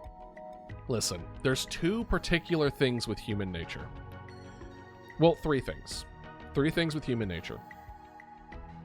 The first is that we will pack bonds with literally anything, including rocks. Two, we will go war with anything if it pisses off even a little bit. And three, we want to pet every single and domesticate every single animal that has ever and will exist. Period. I know someone personally who would want Cerberus, the hellhound himself, herself, themselves, as a pet. There is no doubt in my mind that if we made dinosaurs real again, there would be people out there who would want to domesticate them. I would be one of them.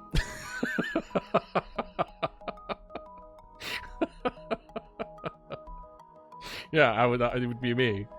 It's me. I raise my hand in the air, like, oh, that's me. I did that. Fun fact: Cerberus just means spots. Really? That's so cute. I thought Cerberus had. I imagined it would have some kind of like 3 heads or something. Spot, and I love that so much. Oh, such a sweetie. As he burns people in a pit of fire. Anyway, all right. I keep delaying this.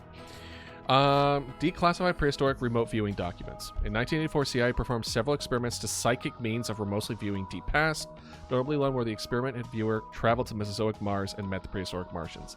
Oh, we did cover that. That was absolutely ridiculous. What's your favorite version of Hades? Because there's been a couple of really good ones. The animated Hercules movie was pretty good. Hades, the series, does a pretty good job. Like the live action series. Is it Hades? Or is it like the devil? Maybe it was the devil. Maybe it wasn't Hades. I'm thinking devil. I'm getting Hades and the devil mixed. No, I think just the animated movie.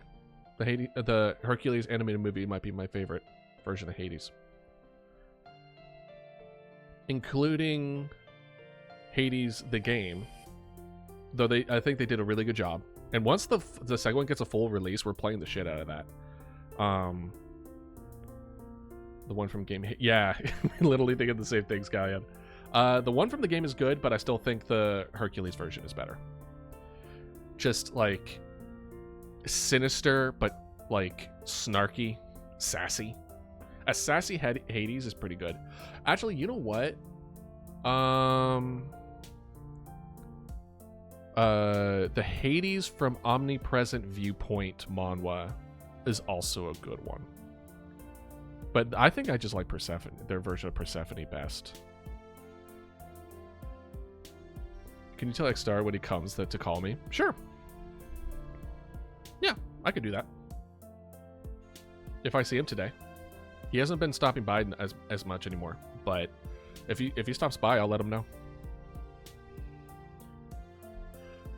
Version of Hades from Lore Olympus is just yeah, it's not. I mean, now if you could paint Hades in any kind of personality brush, what would you do?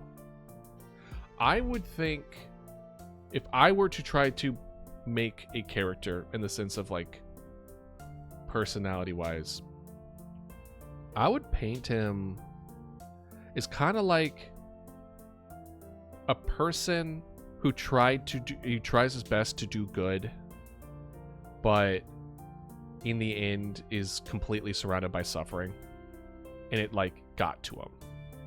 So I would almost say like depressed.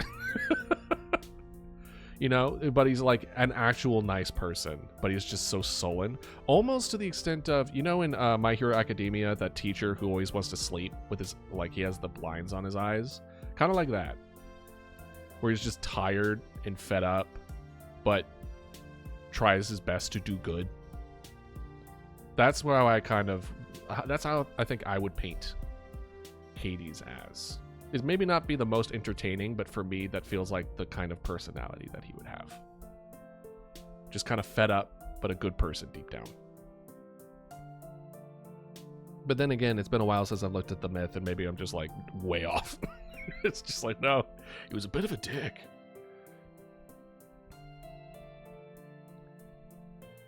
What, Scallion?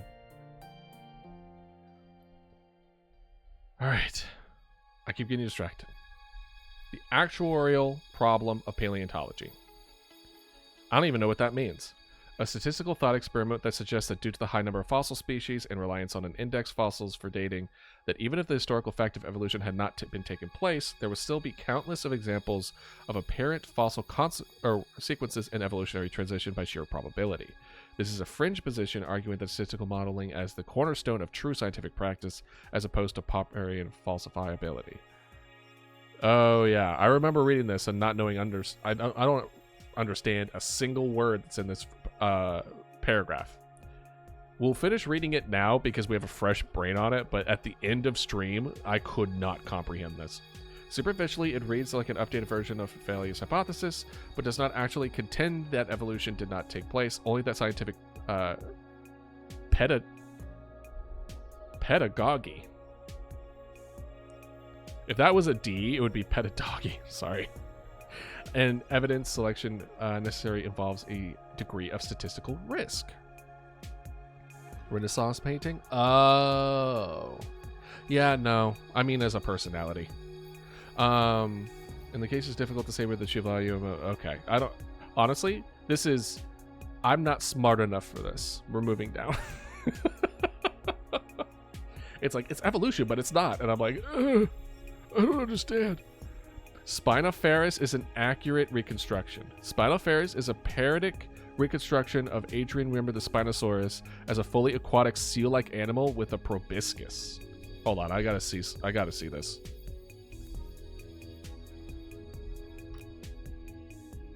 Oh, look at this guy! Look at him!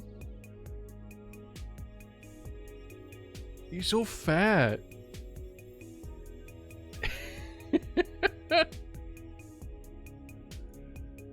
Imagine, dude.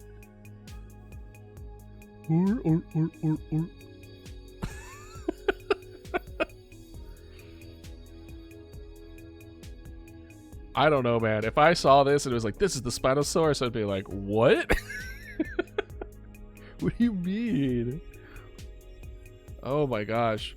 Originally a joke pending as overzealous speculative paleo art, it has since been granted some faint degree of plausibility, as new reconstructions by Ibram et al. Have retrieved a laterally compressed newt-like tail, along with other streamlined features suggesting Spinosaurus had a lot more water base than previously thought. Right? Artworks of Spinoferis has been occasionally mistaken as a serious reconstruction with new Spinosaurus. Gotcha. It's basically saying, hey, this is a joke, and they're like, well, wait a second. Let's not be too hasty. Humanoid Chirotherium. Trace fossils with an uncanny resemblance to human hands, including opposable thumbs, were found in the Triassic sandstone in Germany in 1834. Then again in England 4 years later. Debate raged over the interpretation of the prints until Richard Owens identified them as belonging to a giant amphibian. Labyrinthodon in 1842. Labyrinthodon was already a puzzling fossil, with its tracks suggesting it walked about constantly cross-legged as seen in Charles Lyell's bizarre reconstruction. Since the late 1800s, the tracks are believed to belong to a pseudo-Suchian called Carotherium, looking like a bipedal caiman, which used its thumbs to gain purchase on mud flaps. During the heat of the contention over the fossil footprints, a major theory was that they belonged to a marsupial bear, ape, or human ancestor. As Alan A. Debus writes, the dinosaurs evolving, the most exotic proposed origin was with an amphibious frog-like ancestor of modern humans, which lived in Triassic swamps. Despite the sun setting on this idea fairly quickly, in mainstream science it proved especially culturally potent, with Debus directly connecting the humanoid Carotherium reconstructions to the evolutionary horrors of Carl Comics' War with the Newts, H.P. Lovecraft's Shadow of Innsmouth. That's hilarious. Paleontology and Lovecraftian mix? Universe crossover? Did it before Marvel? The Amazonian Gillman from the Black Lagoon films, and modern-day conspiracy theory of reptilian reptoids. As late as 1974, this theory has been propagated as non-fiction by Brad Steger, UFOologist, in his Mysteries of Time and Space. That's hilarious. There's essentially, to summarize this for people who are just like, what the fuck is he talking about? Footprints and handprints. Their thumbprints. People started fighting over it. Someone said there's an amphibian ancestor of humans. And then because people keep coming up with weird, interesting kind of cryptozoology of these amphibian human-like creatures, it keeps popping up, including Lovecraft. It's pretty good. It's pretty funny. All right. Fossils vis plastica. Plastic fossils? Popular medieval and early modern theory of fossils contended that they were formed by shaping force, vis plastica. Oh. Plastica being force. Within the earth. Often just a prank of the earth's spirits, fossils as ludus naturally. For eminent early naturalist and cosmologist Jonas Kelper, there was a more meaningful explanation, that of the Earth's soul, anima tellaris, which harmonized the myriad disparate yet interrelated contents of the planet, including minerals, life forms, and the content of human mind. What? Content of the human mind? The Earth birthed a person's thoughts? Okay, so it turns out I'm AB6, so you'll be here longer. Okay, Puff. Well, please rest, drink lots of liquids, keep your electrolytes up. That's G. That's X-Star's, I think, cousin, if I remember correctly. They stopped by. They've been stopping by for the last few weeks. Yeah. Fun fact, the youngest species people know so far is a species of bacteria discovered near a Japanese factory which ate exclusively nylon. Oh. I did not know that. I didn't know about the plastic-eating fungus, but I didn't know about that. That's pretty interesting. I'm going to shove the Greek gods everywhere I can. Do it. Do it. But dip into other gods and different ones too. I gotta say, Greek and Roman gods, they're interesting, but man, are they overplayed. Please tip. I want to see other mythologies to get the spotlight. In the same way with individual dreams and waking life seem meaningfully interconnect in unexpected ways, what Jung called synchronicity, an example of which could be found in a list under the Agro's fish stream, so does the Earth's soul sometimes reproduce its conscious contents from within deep geological womb in the form of fossil images. We're going down the paleontology iceberg. We're almost done. We're almost at the bottom. So we're getting into the weird shit. Apollo and Apollo are the same. They didn't even try separating them. Greek and Roman are the same. I mean, I think there is some separate, specific details, no? They are essentially the same, but at the same time, I think there is some differences. The Egyptian gods are definitely good for filling in missing spots. Oh yeah, Egyptian's really good. There's a lot of interesting like African mythology and stuff too. So, you know, some good shit. Do it. Siberian Keratosaurus. Soviet newspapers reported the discovery of live packs of Keratosaurus,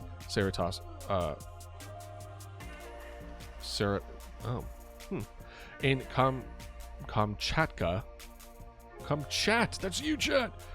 Which I left distinct tracks. The foot of the recently killed Keratosaurus, big enough to enclose a man's head, was supposedly photographed, but this photo was not reprinted in English language newspapers. The New York Herald, December 17th, 1922, griped about the Soviets' new bioweapons, seeing live dinosaurs as an obvious military boon. Bro, I would love to have seen, like, oh, the Civil War is getting to a particular point. Oh, here they come, riding in on their fucking dinosaurs. Fucking wild, dude. Is it normal to smile and start chuckling yourself when you're thinking very bad thoughts? No, but we discussed this before. You need therapy, Nomo.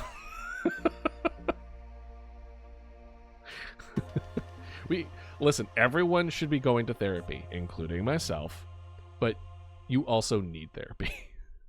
New Call of Duty where you ride dinos into battle. I would play the fuck out of that game. Are you kidding me? If there is a Call of Duty zombies where I get to utilize dinosaurs, there isn't a force on heaven and earth that will stop me from playing that, at least a little bit. I know, right? Rad and me both are just like, well, time to shell out like $70 because that's awesome. The period of Far Eastern mini creatures. Proposed by eccentric but widely published amateur paleontologist Konosuke Akamura, this is a pre-Silurian geological area in which microscopic versions of modern and prehistoric animals, including human and mermaid civilizations, existed before their macroscopic counterparts. That's really funny. Imagine there's just a period of time where there's just a bunch of people walking around, but they're like less than a millimeter tall. It's like, oh, I stepped on a T-Rex. Ow. Oh man, that sparks. Why did they start small? Why does he believe that there's like, before the big ones come around, they would have to have been small ones? Why were there microscopic versions of modern animals walking around? And why did they get bigger? Did they eat a mushroom from the Mario universe? Like, why? Oh my gosh. Birds came first theory.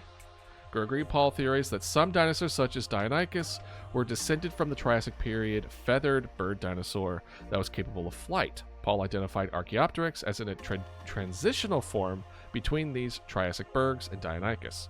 A more radical theory from George Olszewski, called Birds Came First, BCFs, proposes that all dinosaurs are descended from a flighted bird-like ancestor lineage, which, due to Cope's law, time and again evolved into different large-sized flightless dinosaur forms. Oh. Yeah, apparently not. Stepping on fairy Tyhus with spears is advanced stepping on Legos. I don't know, I feel like Legos would still hurt more.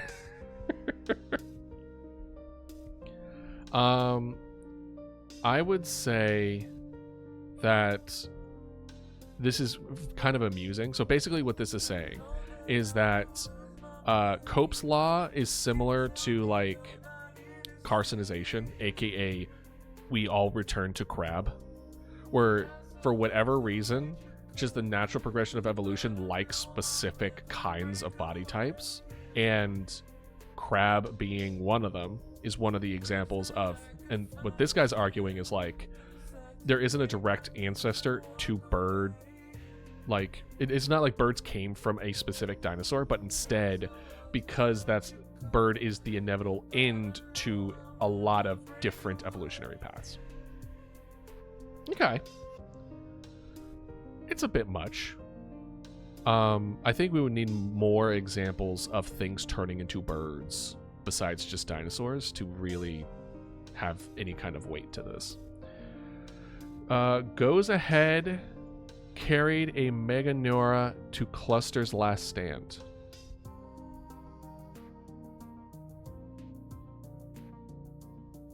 Did that make any sense to anyone else, or am I stupid? Crow Medicine Man goes ahead is a name. Crow Medicine Man goes ahead. Crow? Crow. Like a bird. Crow Medicine Man goes ahead. Got you. Native American make. Thank you. Okay, that clears it up a little bit. I was lost. Went on a vision quest. Yeah. You're right. Native American name. You got it. Crow Medicine Man goes ahead. Crow might be the name of their tribe. Okay. All the pieces are in. Wolf Mountains in 1870. While fasting, he was approached by a creature like a serpent with 4 wings, which resolved itself into a bird-sized dragonfly before dropping dead on his feet. Goes ahead mummified the body by adorning it with jewels, carried it with him everywhere in a satchel, including to Battle of Little Bighorn in 1876, where he survived the defeat of the 7th Cavalry. Goes ahead was compelled in the 1900s to throw away the dragonfly mummy as part of his baptism, though a carving he made of it survived. Historian Adrian Mayer and John Lee May have floated the possibility that this was a giant griffin fly, such as Meganeura, which went extinct in the late Carboniferous period.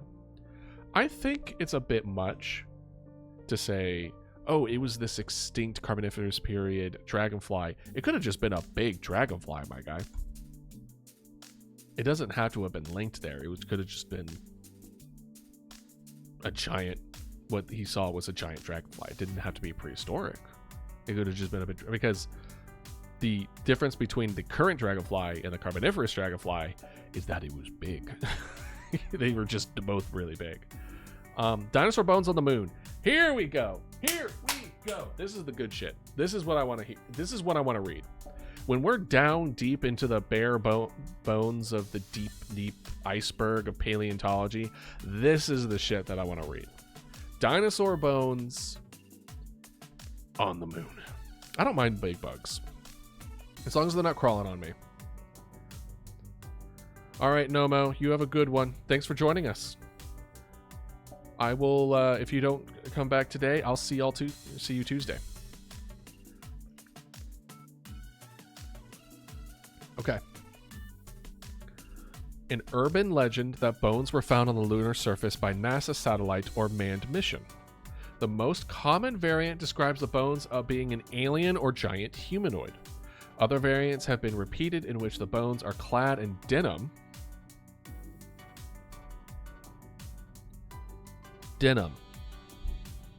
Jeans? These dinosaurs were wearing jeans? Maybe they're wearing jorts. Courtesy of the Weekly World News, or belong to a dinosaur. Hey, wonderful, Puff. Feel free to post it on sharing the art Discord. The Independent Orion Observatory of Santa Monica published a paper showing the photographs of the lunar surface taken by a surveyor probe show the remains of dinosaurs, which they identify as lunar Critosaurus, according to Patrick Moore in his book Can You Speak Venusian? Sounds good. Gonna be honest, when you said that the creature created out of pits of tar, I went to search for tar pit ambiance. Okay. I don't, maybe just bubbling, just slow bubbling would be the way to go about it. I don't know. Dinosaur version is surprisingly plausible, as the impact of the KT meteor would have flung earthly debris, including dinosaurs, into space, leaving the moon with its minimal atmosphere a prime site for preservation of their fossil bones. That was also a thought that I have. Scientist Hank Green recently... Ooh, Hank Green? Our Hank Green? Maybe it's a different Hank Green. Recently popularized the idea, although it has been floated by scientists since 1971, when Apollo 14 astronauts first found rocks and the earthly origin on the moon. Yeah, Astropaleontology. Which dinosaurs wear jorts? Baryonyx. I can see Baryonyx wearing jorts. I think most theropods I could see wearing jorts. I don't think sauropods would be able to wear jorts. I think the smaller ones are too small for jorts. Maybe raptors? Maybe that's not enough flexibility. No! The pteranodons. The pterosaurs. The flying guys. With their, like, weird, like, legs that are always spread out. But they can't really move their legs all that much. That's very jorts. Maybe they wear jeans and not jorts.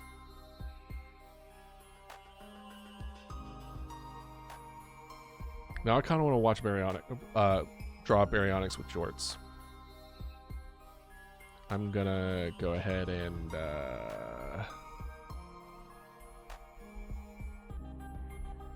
draw Baryonyx wearing shorts. Funny. All right. So basically,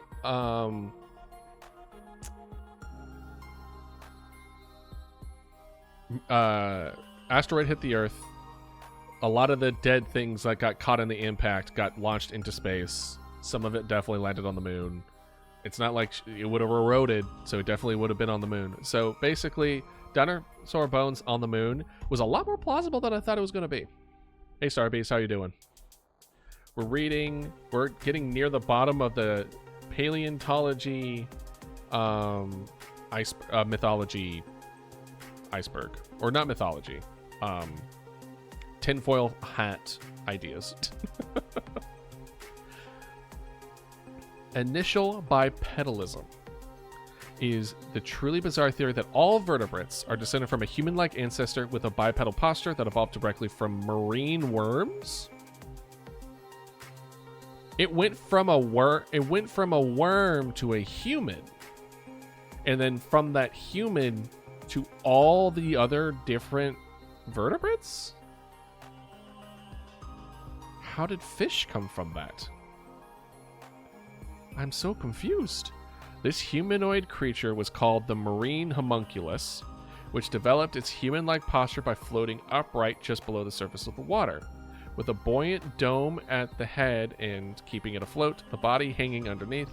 From there, the head bubble turned into a skull. A small fetal-like arms and legs developed, and eventually the first primitive humanoids moved onto land. I guess? From these proto-humans, all other vertebrates are descended, rather devolved, as proponents of the theory hold that through their deformation into a four-legged posture, the later vertebrates lost their original human ancestors' intellect. So it would have also been smart like a human? What? Clearly, this is a radical theory, yeah, which flies in the face of virtually all fossil evidence in genetics. Jesus. Nonetheless, it had some proponents in Europe in the first half of the 20th century, such as German anatomist Max Weinhofer, a student of bulk fetalization theory, and Bernard Heuvelmans, the father of cryptozoology. Today, it is championed by Francois de Ciari? I don't know how to say that in French. Who published a book in Initial Bipedalism in 2014. 2014? That's recent. Way too recent. And maintains a website called Serbi, devoted to new research onto the theory.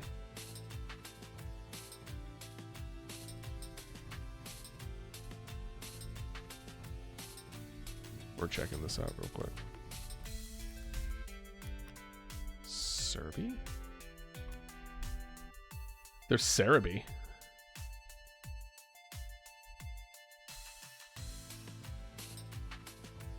I'm not seeing it anywhere. They must have got taken down or something. All right. Before we move on to fossils are from the future. I love the bottom of this iceberg. It's so good. We're going to have a quick commercial break. See y'all in 3 minutes.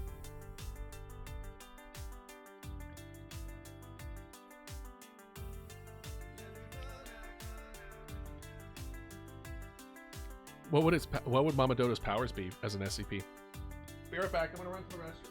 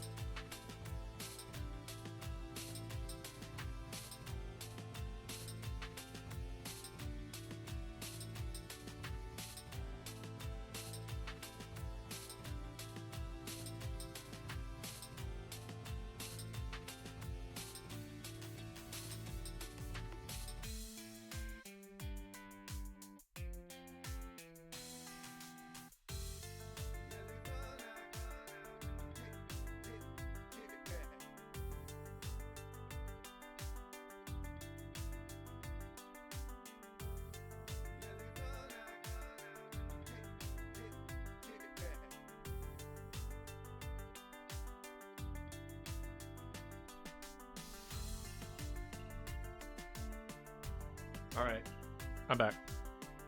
I am gonna put y'all low though. Ugh. Because my feet and back are starting to hurt. Okay, 1 second. All right, I'm back. I don't know, Scallion. Because, like,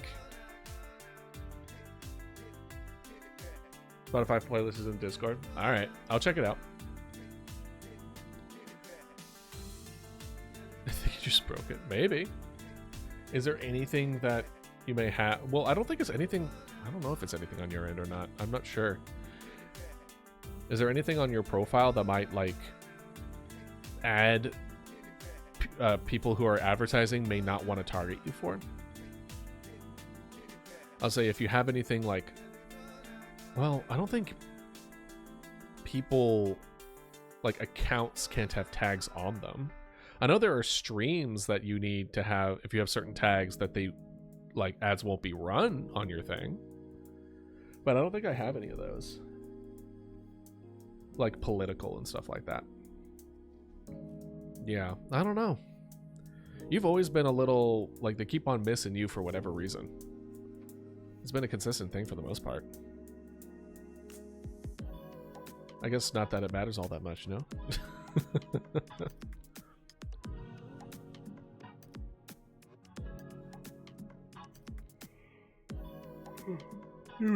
Alright, welcome back.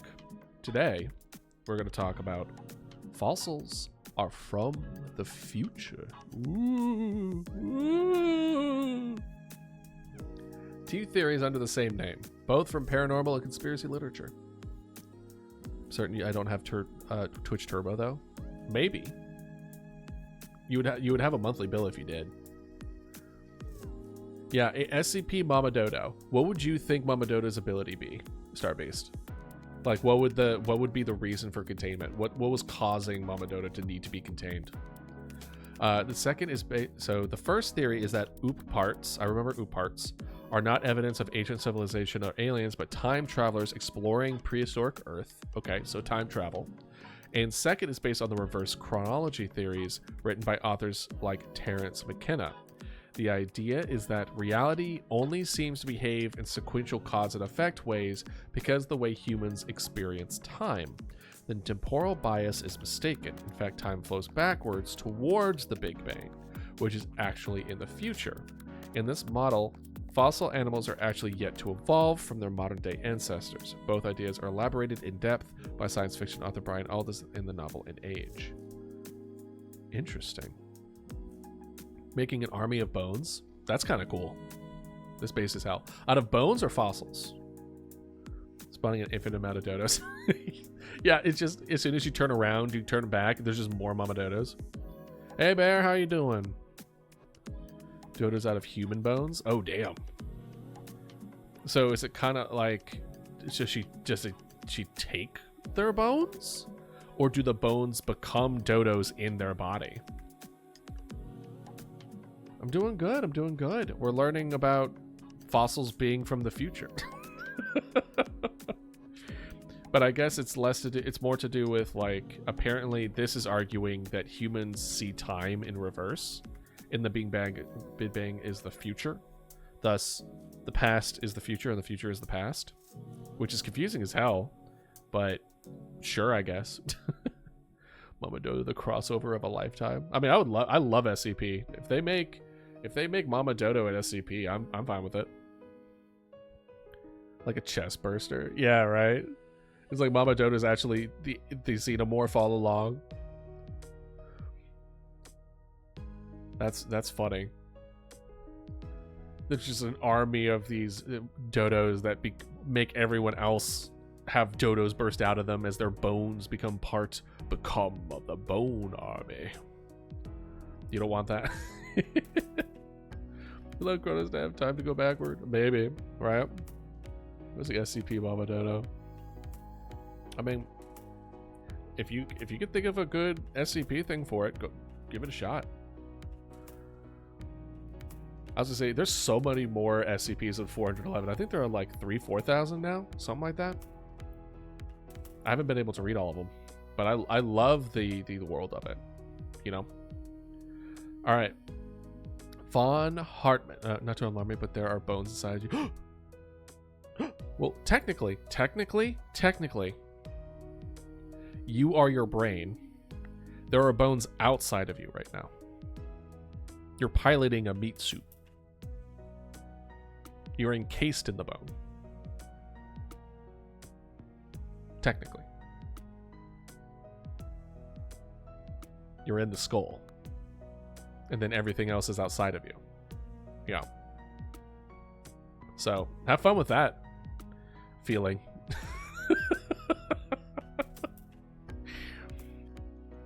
Let's learn about von Hartmann evolutionary theory, yeah? Eduard von Hartmann was a German philosopher best known for his work in the tradition of philosophical pessimism and for preceding and inspiring the later ideas of psychoanalysis. He was also a prominent in Darwinian evolutionary theory and gave his own account of its mechanism in his most celebrated work, Philosophy of Consciousness, in 1869. In the model of the engine of evolution, it is not forward growth towards optimization, i.e. plant grows upward to gain better sunlight, but an attempt to escape the baseline suffering of being alive. Oh no. Oh no. The reason they grow up is so they could stop being alive? The plant seeks to escape itself, which results only in more and more complex, nuanced forms of suffering. In humans, Hartmann wrote, the spinal column had elaborated into the skull and brain, was another attempted escape from suffering, which only brought about complex thought and thus a horrible, withering awareness of suffering itself. This dude is metal as fuck. The silver lining is that through humans' unique capacity to recognize suffering roots and to act in ways which are not determined by instinct, we have been granted with the means to finally end suffering by collective suicide. Hartmann went further. We have a responsibility to end the suffering of all life forms, including those on other planets, by destroying the universe as a whole.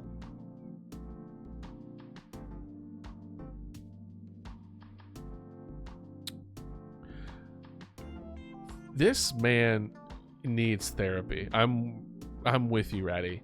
This guy needs, get this man some antidepressants. Like this man going full Thanos. Never go full Thanos. Just straight up be like, you know what? We grow to escape ourselves because life itself is awful. Is this the final form of emo? Is this emo's final form? Just destruction of the universe as a whole? Oh, get that shit away from me. Humans probably are onions. Biomechanical Dodo sounds cool. Biomechanical Dodo would probably be very gross. But I could potentially see it, maybe. perhaps. I think a biomechanical dodo is just a dodo. It's a non-flesh given flesh that used to be flesh. I think they were just made a complicated bring it back. All right. Well, we're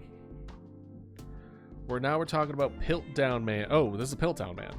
Guard of Giant sightings. British cryptozoologist Nick Redfern and Carl Schuker have both collected stories of humanoid entities identical to well-known images of fossil hoaxes, Piltdown Man and Cardiff Giant.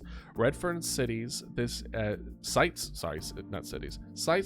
evidence for cryptid apparitions being tulpa-like manifestations of what the witness expects to see rather than real prehistoric animals. Gotcha. So we're back to tulpas. The idea of mental focus and intent gives rise to manifestation. Interesting. Oh yeah, no, Dark actually swung by and asked the same question. I actually really like it. And I like what you're doing as far as the lore and everything, Bear. You're doing a good job. I like it. I think y'all are doing great. I think mostly I wanted to like, it just kind of dawned on me. I was just like, I think someone having a different server about the streams that like about our streams that I'm not a part of sounds like that's a bad idea. So I was like, can I also get an invite so I can at least keep an eye on things? Yeah. Apparently, what did you say? Did you say like I'm it kind of came up as like I'm annoying. Is that what you said? It was something like there was this dodo that keeps on saying how important they are, but they just deal with it. I was like, damn. All right, that's fine, I guess. But yeah, I read it. I just don't remember the actual one. Hell yeah, Puff. But yeah, I think you're doing a great job. I think the server is pretty good. The only warning that I gave Dark is the same. I can let you this too. You know, it's fine as far as trying to push the duck stuff and stuff like that, but careful to tread on like going too far on telling people what to do with their stuff, like telling people that they have to use points to do it, telling people to come off stream, like things like that. I think is crossing a line. I think if everyone is part of it and having a good time, I think everything's good. But just be careful as far as how far you push people, as far as like telling other people what to do in my stream is a fairly big no-no for the most part. I don't want people to feel pressured something they don't want to do. You know what I mean? It's what I thought would best with guest. No, you're good. Like that wasn't a critique in any way. I was just poking fun. Keep on doing what you're doing. I think overall, I think y'all are within an acceptable realm of stuff, and I'm looking forward to see how y'all grow with it and grow of it. All right, God is a genetically engineered Spinosaurus. I was waiting for this. I was waiting for this one.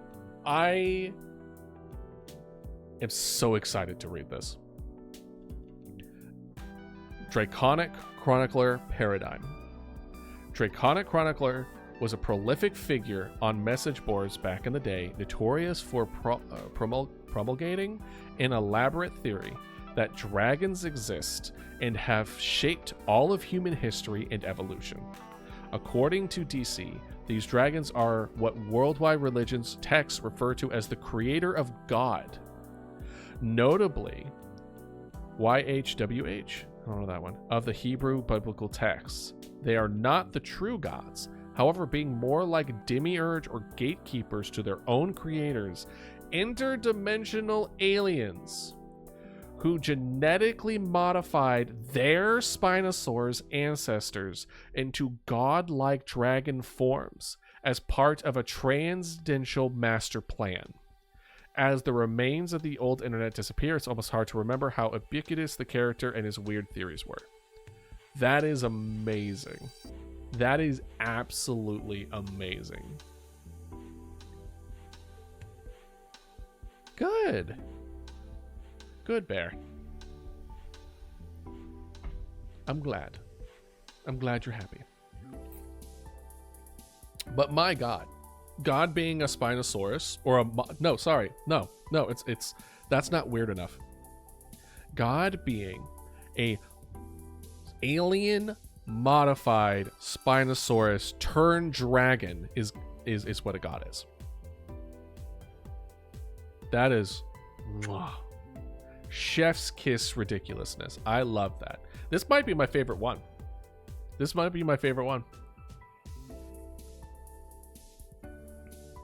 is hilarious. That's absolutely amazing. I love that.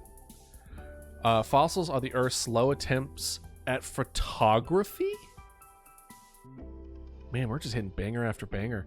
Cultural anthropologist and art theorist W.J.T. Mitchell, following the observation that photographs are fossilized light, pitched the idea that geological process of fossilization is a primitive effort at image preservation by the Earth itself. The idea that it's likely meant in jest, though it resembles earlier theories of the formation of fossil images as the heliomemory of solar particles in pre-alignment times.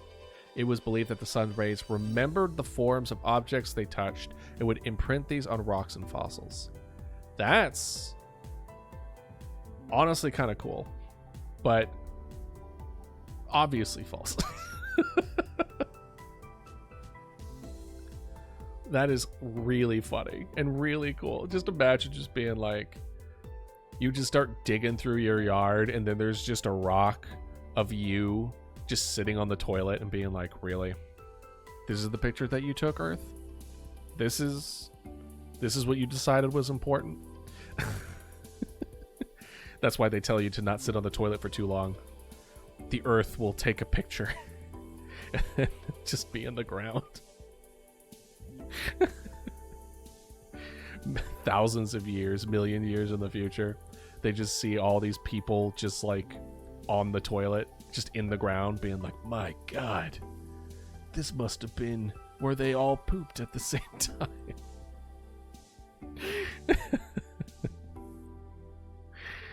Oh my gosh. Take a snapshot. Oh man. All right. Dino extinction caused by polar shift. I have heard about this one. Polar shift is a theory of cataclysmic events on Earth being caused by a sudden reversal in the relative positions of the Earth's north and south poles, thus Earth's axial rotation. That's a bit of a stretch. I don't think the axial rotation would change. Proponents of the idea argued the rapid pole shifts in the deep past have caused the sinking of lost continents like Lemuria, and of course the extinction of dinosaurs. There's no real evidence of rapid pole shifts in history, although polar wander has taken place gradually over millions of years. Similar through distinct idea with more academic support is that the geomagnetic reversal, where the positions of magnetic north, not geographic coordinates, suddenly flip. See, that's the one I heard, but it wouldn't change the axis. Inevitably, it was then claimed that this too killed the dinosaurs, although again, there's no fossil evidence linking mass extinctions with magnetic shift. Yeah, it just means that your compass works different now. I think there might be other factors that would make it interesting, but like, it wouldn't like kill people as far as I'm aware. All right. Fetalization. Dutch anatomist Lois Bulk observed that humans retain juvenile traits well into adulthood and conceptualized this as an evolutionary advantage, a precursor of contemporary neoteny research. Humans, Bulk suggested, are fetal apes born prematurely, whose overactive endocrine glands keep them in prolonged immaturity. Bro, what? Is this just a... I don't even know how to describe it. A dude that just been like, hey, all of humanity are just children. They're just all children all the time. They're immature. I have a sneaking suspicion that he's like, except for me. I'm the most mature here. Everyone else are still children, well until adult age. Though I agree that there are a lot of adults that don't act like adults, at least in the way of like being responsible. Like, you know what I mean? Being mature, not in the sense of like hobbies or personality, just being like a decent human being. So Reddit thinks people are under 18. For real though. It's apparently this is like someone who's like, even if you turn 18, you're still children. You still need to grow up. Like, it's very much like fetalization is seeing an adult with a Pokemon collection being like, you were just so immature. When will you grow up and face the facts? Like that kind of shit. That's what that kind of gives off. This gives off just, I'm better than you energy. All humans are just premature younglings compared to me and my amazing intellect. Like, it gives that kind of vibe of I'm just better than you. So fetalization very much no. Trypostrophism. Odo H. Hinchinwolf modified Bulk's theory for his own concept of proterogenesis, which posits species developing like individual organisms from embryonic to mature stages. Against Haeckel's idea of evolutionary history being recapitulated in embryology, Hinchinwolf claimed that the fetal stages were forward-looking to the organism's future evolution. In this theory of typostrophism, further claimed that all macroevolution was internally directed through this life cycle process, that the new types occurred in sudden leaps, where all the traits of the new type of animal would emerge in the fetal version of the original mutant individual of pre-existing type. Traits which would then not evolve further and be simply reorganized through subsequent speciation. Okay, if I'm understanding this correctly, which I may not be, because it was a bit complicated, it's saying that the stages, the fetal stages, show that what we will evolve into. It's not about past evolution stuff, which was also incorrect, but something that was brought up earlier, but is instead showing what we will turn into in the future, which is even more, I wouldn't say crazy, more far-fetched. Imagine being like seeing the stages of fetal stages of just being like, my God, we're gonna turn into aliens. All right, sacral skull. Lawrence Oken, 18th century naturalist philosopher, theorized that the skull was an extension of the spine, which, along with the sacral pelvis bones, were accreted from the growth of the vertical column out of the central point where they both were originally fused. How would we evolve more than this? It's hard to say, right? It's hard to say. Like, as of right now, we're still adjusting to the fact that our skulls grew very, very big, very, very quickly. It's one of the reasons why birthing was so complicated and is so painful for women, is because our skulls, I mean, we adapted in the sense that the skull can like not thin, but like bend is an adaptation.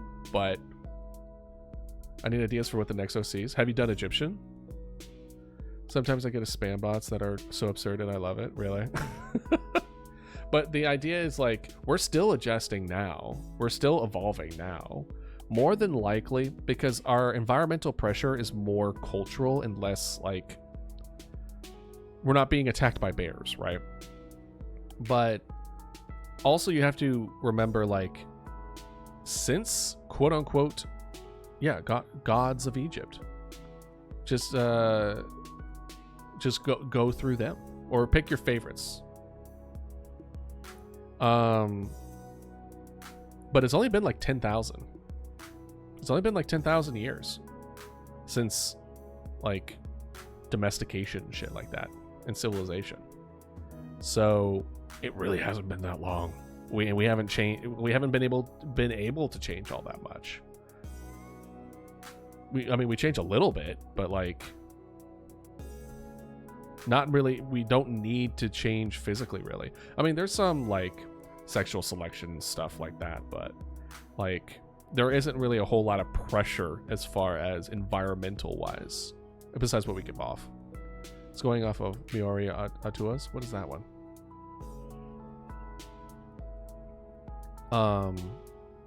But yeah, so as far as how we change as human beings, we'll see. It's hard to say. Maori gods, go for it. I would love to see some of those. I would say we probably won't see a whole lot of physical changes until we get into space. I think there are small things. Like if you looked at all the professional athletes and their body types, there's a decent amount of variability there, just due to environmental pressure and like why certain body types excel in certain sports. So we are adjusting to different extremes that we put ourselves into, but it's more or less that we're able to fill a lot of different niches. So it wouldn't surprise me that the future of humanity, what would you do if you got to live in space on any planet? If there's life there, I would like to catalog it. I would like to just learn more about it. If there's not, knowing my resource obsessed ass, I probably would start gathering resources. But I was gonna say, like, if I were to predict the future a bit as far as humanity, I would predict that there's probably gonna be a lot less animals. There's gonna be a lot less variability as far as life, and there's gonna be a lot more people filling the roles of those niches and the technology and tools that we make for it. So I think it's gonna be a lot more mechanical future and a less organic future. I don't think it will go full organic or full mechanical. At least I don't think. But humans are really gonna spike and kind of take over a bit. I'd like to see how livable Mars really is. You mean like none? At the moment, it's not currently livable. Do you mean just try to make it livable? I mean, it would probably take generations of work to make that happen. You know? Anyway. Fusel of brain, of skull and pelvis is part of spine.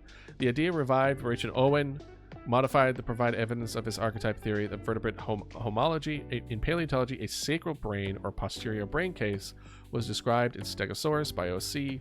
Marsh and applied other large dinosaur. In 1914, Germanic paleontologist Wilhelm von Branca claimed that humans retained a vestigial remnant of the sacral brain in the form of solar plexus nerve clusters. Oh, so it's basically, we see the brain and the spine. It's just kind of like the spine being the roadway for the brain and the nerves.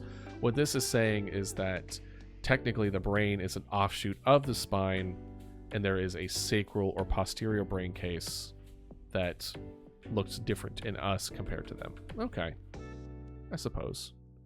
The moon would be definitely the next best spot. The fact that we haven't done more with the moon is a failure in human ingenuity, in my opinion. But spine is just a big bone. I mean, it's full of... Oh, I see what you're saying.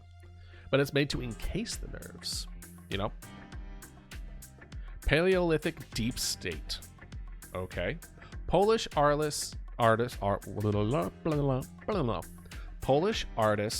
Stanislaus Zukalski conspiracy theory, which formed his voluminous writings, illustration, and sculpture, believed that Neanderthals, or Yetis, as he identifies them, have subjugated Homo sapiens since the Paleolithic and continue to do so. With ancestors of human Neanderthal interbreeding ruling the world in plain sight, called Zermatassim Zolkalski's theory, is a particularly paranoid incarnation of the deep state trope, and that it extends into our prehistoric past. It is worth noting that Zolkalski's theory was blatantly racist and anti-Semitic, and with his techniques for identifying Neanderthal bloodlines being a revived phrenology. These unsavory implications persist in some occult and conspiracy literature today, such as British author Colin Wilson's Mysteries, where he matter-of-factly states that Jewish people are a magical race whose magic comes from a high degree of Neanderthal ancestry. Jesus. Yeah, probably the reason some people still think the moon landing's faked. Yeah. I think that has something to do with it, certainly. So basically what that other one was a weird outlook of just their blood is bad, but not because because there's Neanderthals and it's a prehistoric leadership, which is wild. Oil made from humans. I can make oil from humans? Since when?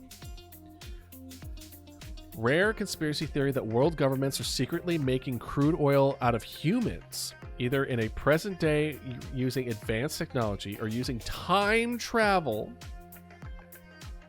to deposit human descendants in undesirables in the Carboniferous period before nuking them. Posts vary on the details as it seems unclear how seriously anyone takes it. What? That's wild. Imagine being like, oh yeah, no, we don't have, like, we have 0% homeless people because what we do is we abduct them, throw them in the Carboniferous, and then nuke them.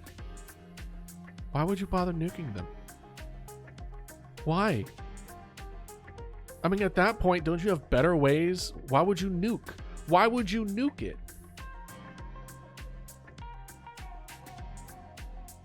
Why? That's so extra.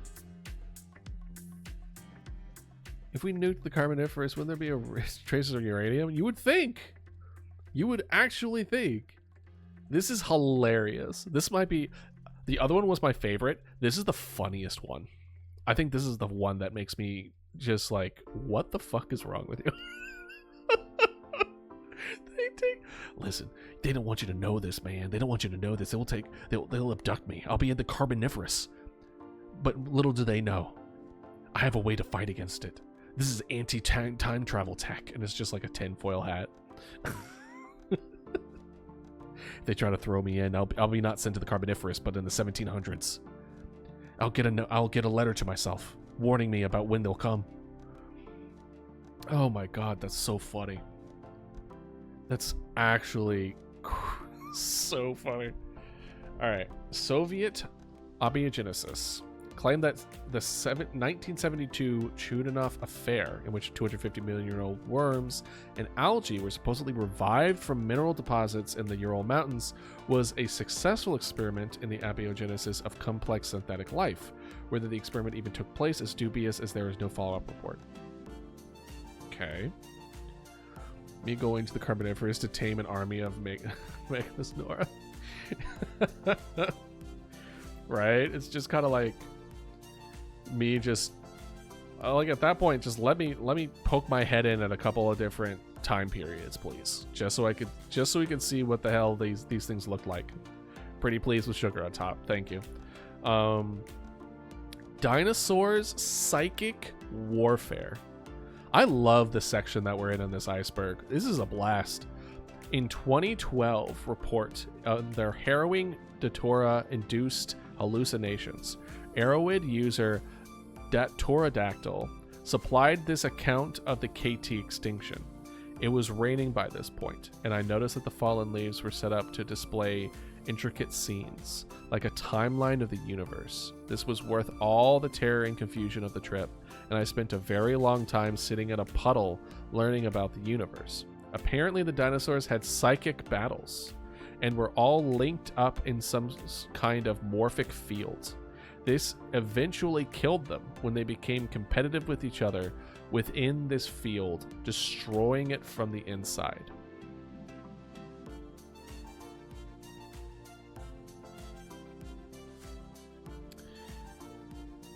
So, what happened to the asteroid then? You said Arrowhead. You know what? I wouldn't put it past myself. This is also hilarious. Being like, actually, you don't understand. I got really, really high and saw that the dinosaurs were actually super psychic, and then they fought each other psychically, and then they all died.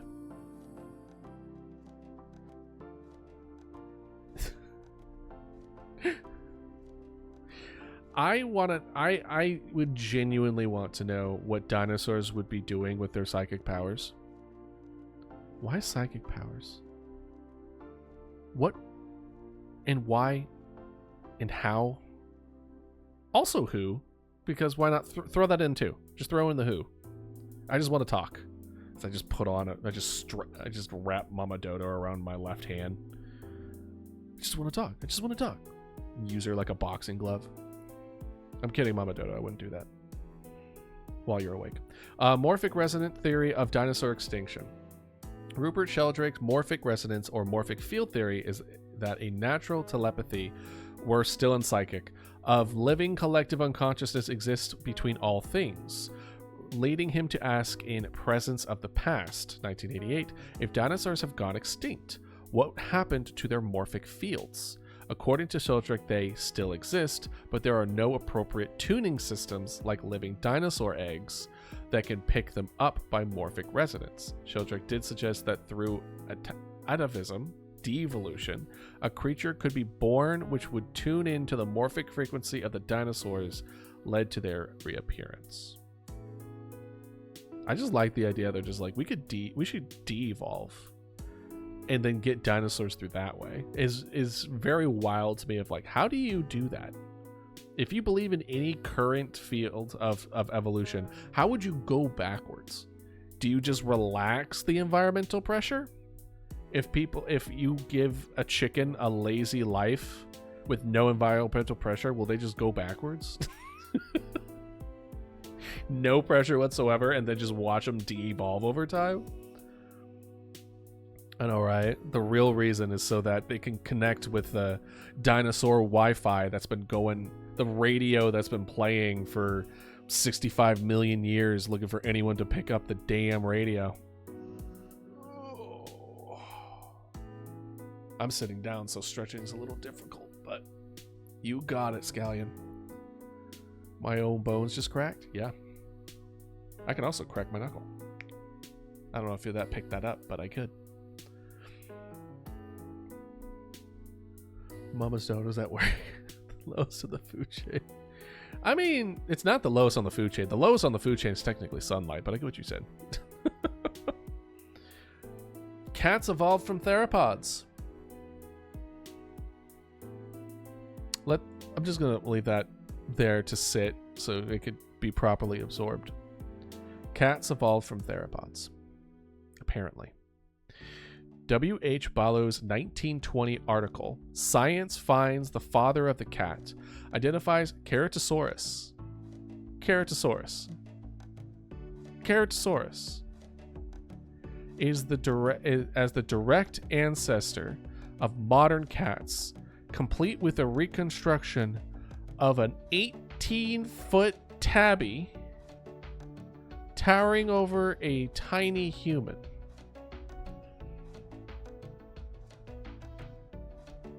We're copying this real quick.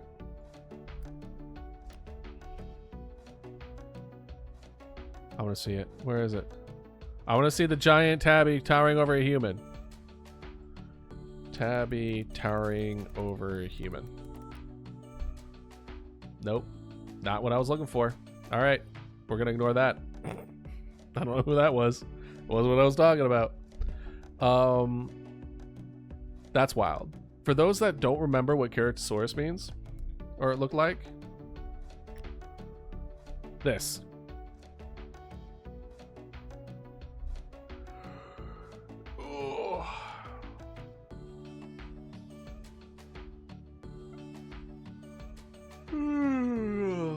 How does it make sense? How does this look anything like a cat? How would this be anything to do with a cat? Why would it go to a bipedal to a it should come from a 4-foot.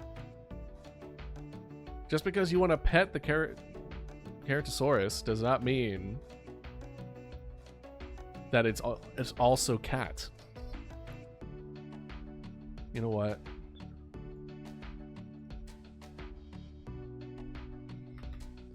Draw Ceratosaurus with fake cat ears.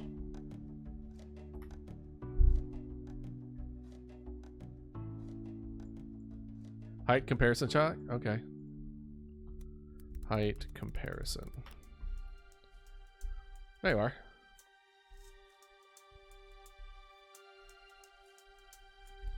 So, you know, their eye height. Ish. They're not big. They're big enough. But they ain't like T-Rex. That's where you're worried. All right.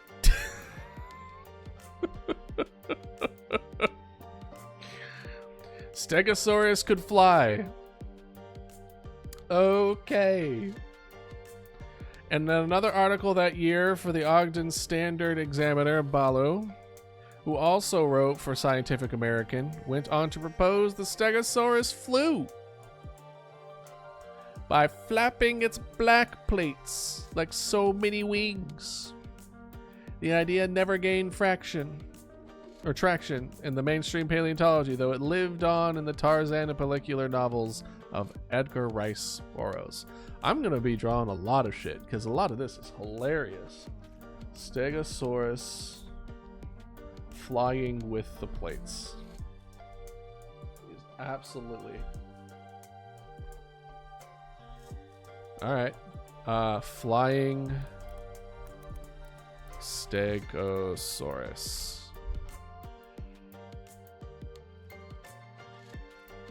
Oh, here we go. Here we go. This is what I'm looking for.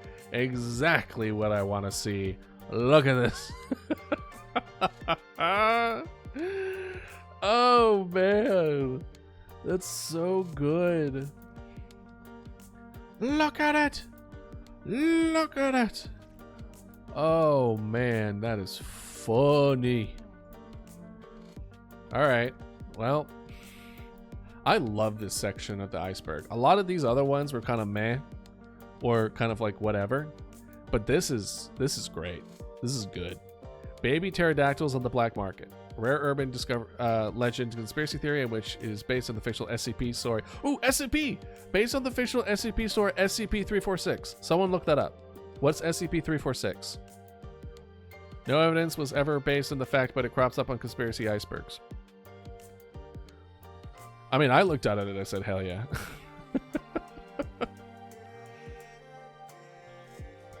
Oh my gosh. What's SCP-346?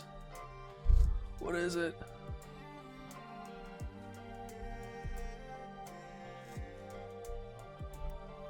SCP-346 is a small number of unidentified family of pterodactyl ancient flying reptiles. Oh, gotcha.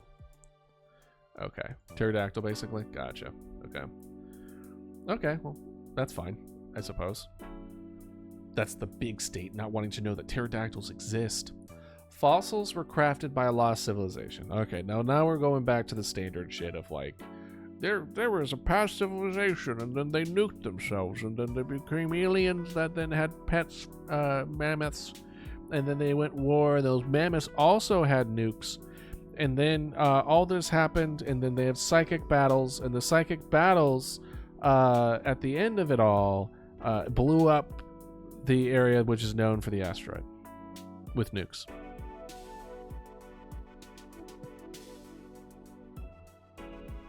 Check the general Discord and show the recent pic real quick. Hold on. Let me take a look at it first.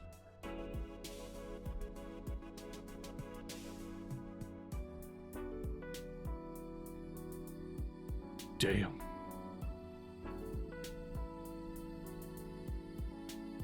How many people that believe humans live with dinosaurs? They really saw Dinotopia and they were like, bro, that's historical. Yeah, that's a big difference. Damn. Okay. One of the strangest ideas ever proposed to explain fossils in the early modern periods come from a French quarryman quoted Robert de Paul de Lamanon 1782 work on fossils. At this time, the distinction between organic fossils and other minerals such as crystals was not fully demarcated. So when Lamanon received from this quarryman a selection of fossils including a modern-looking key, he did not immediately suspect a hoax. The quarryman's own theory was that all of the fossils, including those which appeared to be of animals, were actually sculptures and carvings by an ancient civilization.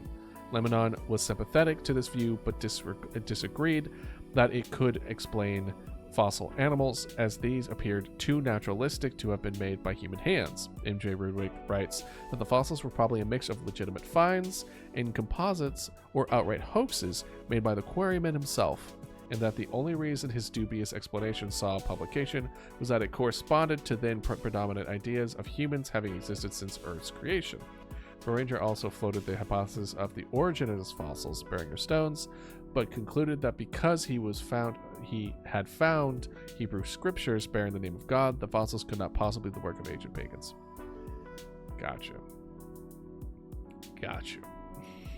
Okay. So a guy got completely scanned because he didn't know any better. And then the quarryman was just making bank, I guess. Here's a key. I found this also down there. It was crazy. I don't know what for. Maybe some kind of Dodge Caravan. Birds evolved from flying fish. Okay. I don't really see. Kind of went backwards there. Tao Hai's 1993 work, Some New Discoveries About the Groups of Paleological Geography of Xinjiang and the Study of Them, that's a long-ass title, includes a fossil description of a transitional species between fish and a bird with fin-like wings. Is this like the jumping fish you've seen, though? The fish that quote-unquote flies? I've actually seen it in person. It's pretty cool. Tao Hai speculated the gliding leaps gradually led to powered flight, while fish scales evolved into feathers. Other paleontologists have interpreted Tao Hai's fossil as a regular fish distorted by decomposition. Gotcha. It's also funny in the sense that fish actually don't exist, so birds just evolved from nothing. Flying fish eggs are 10 out of 10. Are they? I never had them. I can't say I've had fish eggs, period, now that I think about it. I just don't. Yeah, birds. Birds just came in at the new update, that's all. Human intelligence evolved from brain-eating cults. Oh, we did read this a little earlier. The thesis of Oscar Kissenberg's sole work, The Beginning Was the End, is that human intelligence is the result of several thousand years of ritual cannibal brain-eating practices. Marth claims that eating the brain of other humans increases intelligence and virility, but deadens our innate telepathic abilities. You would think it would heighten our telekinetic abilities to eat a brain? Just saying. If there was a way for me to increase telepathy, I feel like brain would be the one thing that would increase telepathy, but that's just me. How would I know? We all know the robots to spy on people. Exactly. Alright, dinosaurs were mammals. Okay, are we gonna go down that rabbit hole? Emmanuel Velikovsky of Worlds and Collision fame reconstructed dinosaurs as egg-laying monotreme-like animals, some which evolved into present-day mammals. In his 1978 article, Brontosaurus was a mammal for Kronos magazine. I'm just shaking my head. I'm gonna remake the Gato Seas and Gotcha Club at some point in the pick room using. It's too limiting. I mean, there's a lot of different pick crews. Go through and see. All right. The next time we do an ad break, I'll check it out. Sounds good. Spinosaurus bombed deliberately. Guys, I can't scroll anymore. We're on the bottom. We're on the very, very bottom. Okay. No one panic. Spinosaurus bombed deliberately. A rare conspiracy theory that the bombing of Munich's Paleontology Museum by Allied forces in 1944 was deliberately trying to destroy the Spinosaurus fossils inside. The theory goes that the Allies were aware the Spinosaurus was the largest theropod and sought to destroy it out of a patriotic drive to retain the best and biggest fossil monsters for the Allies. That's just like, no, we want the biggest one. And so that I'm going to bomb it so that we have it. That feels a little far-fetched. I know, right? Gog and Magog are dinosaurs. A very fringe Islamic conspiracy theory. In the Quranic texts, Gog and Magog are primeval peoples, demons, or evil tribes who are separated to the ends of the earth by a barrier which will fall in the apocalypse, causing Gog and Magog to surge like waves upon each other.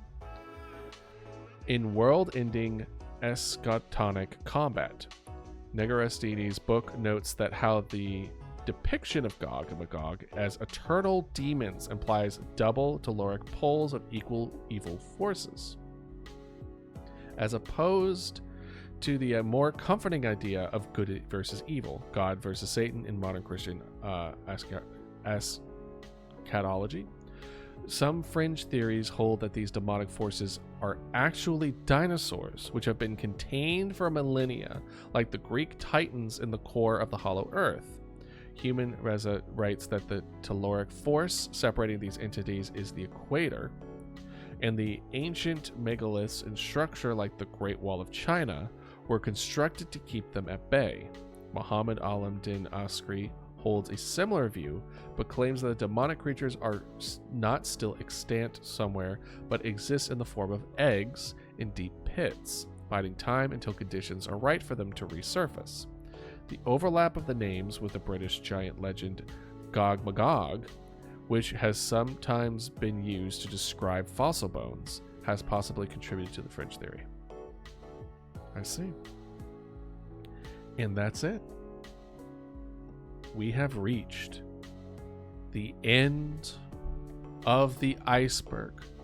After 4 weeks, we have finally done it. Yeah, right? What do we do now? Well,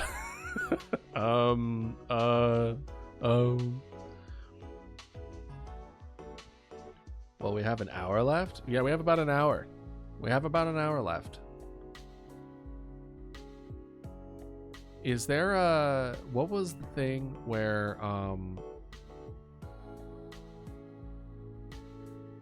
There was something where it's like I try to draw something and y'all try to guess what it is.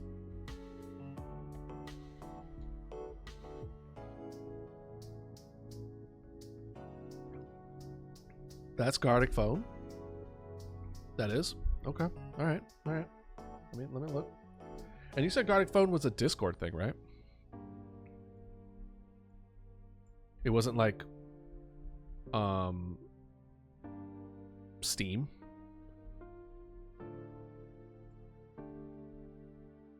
The web too. Well, let's see. Let's see. Let us see. Let us see. Let us see. Gartic phone.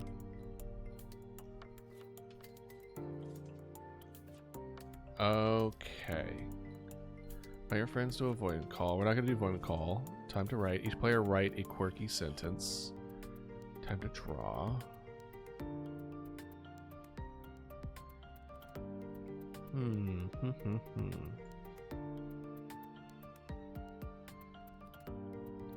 Go ahead and do Twitch.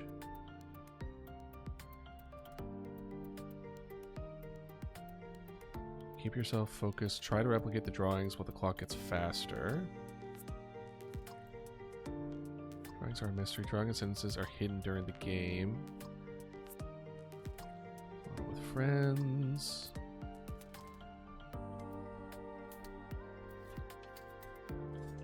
incomplete drawing. Let's see here. Let's see here. Drawings and sentences are hidden during the game.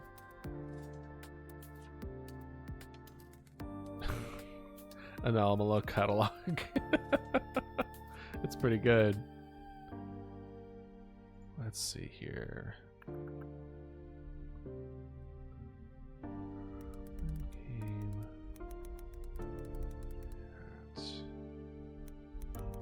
Discord chat.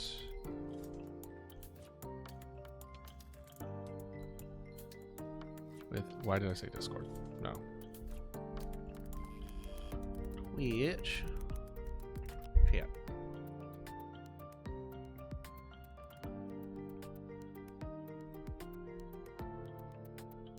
Here it is. I think Gartic Show is what I was thinking of.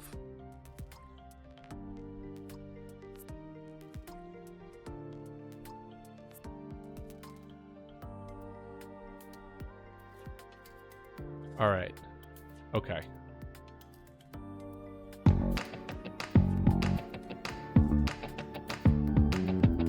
I think you hear it too.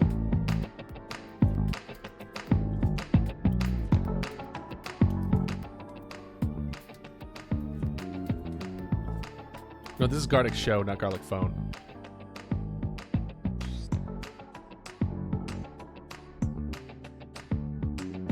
It's where you show, where I try to draw. Yeah, well, I'm working on it, all right? Here, fine. Better?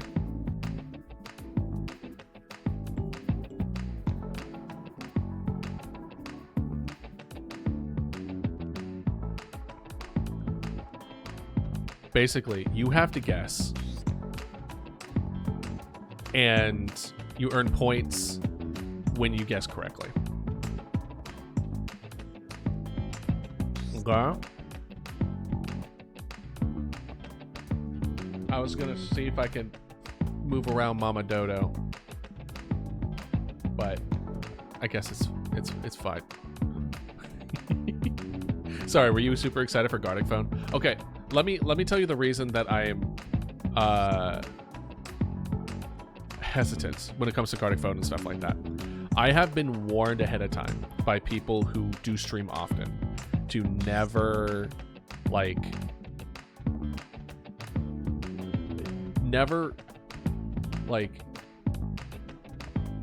if there is potential of someone in your chat to put something up on your stream, it's never a good idea to do so. So that is why I'm hesitant. So I apologize if, like, yeah. So it's one of those things where it's like, I'm still new at streaming. I don't know what necessarily what's good or bad. I myself am okay with it, but I've been warned by people who do know a lot more. They're just like, you're just asking to get into trouble. So no, it isn't because I don't want to. That's the reason.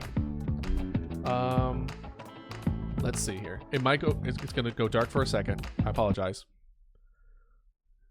We're going to move Mama Dodo. Can I, like, flip her around?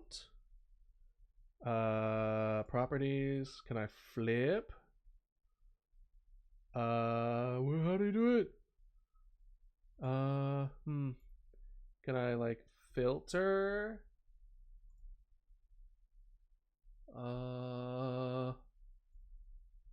No. Oh, property? No, not properties. What was it? What was it? It was something. I remember. Transform. Flip. Horizontal. Okay, here we go.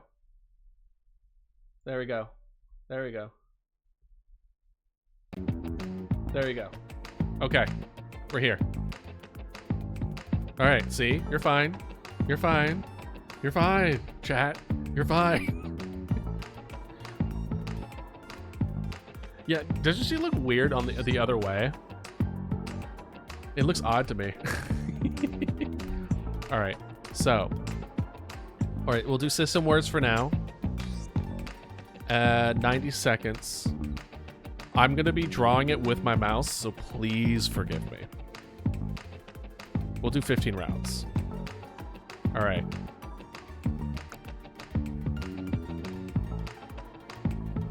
Oh, got you.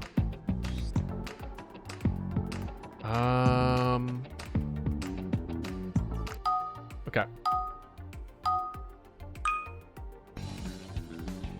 Okay.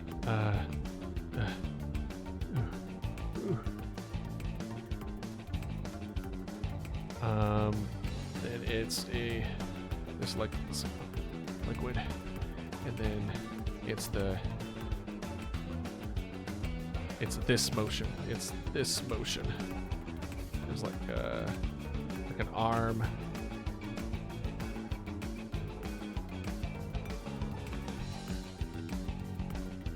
And some of you are so close. I don't know what else to. It's so close. Just take the end of it off. It's the act of it. It's the act of doing this, of pushing this down. There he goes. Woo! Okay. Thank you. I didn't know how to draw the lack of action. Good job. All right. Oh, this one. Yeah. Okay.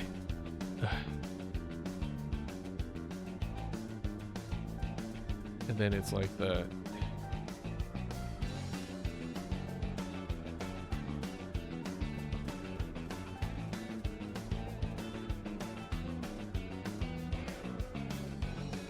And then there's like little things. Oh, let's do this. It's red. Oop, oop.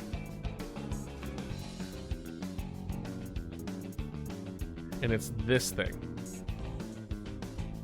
Or I could just do this, I guess. Oh, wait. Do I have this wrong? Crap. Okay. We'll do it this way. We'll do it this way.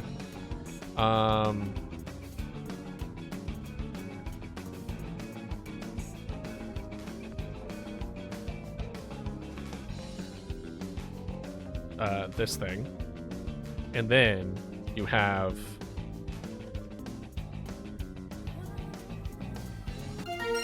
You got it. Spearmint. I was like, shit, what's the difference between spearmint and peppermint? Fuck! You got it, you got it, you got it.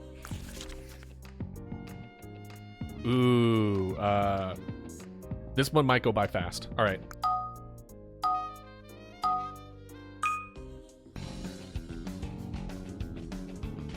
And then...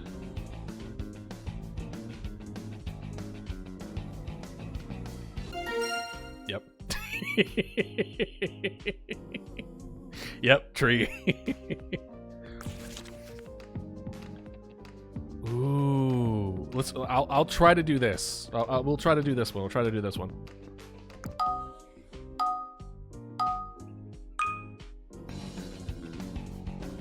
Let's do like this one, and then we go like. Oh wow, that looks way too much like a dinosaur. I've been doing too much dinosaurs lately. Ooh. And then like.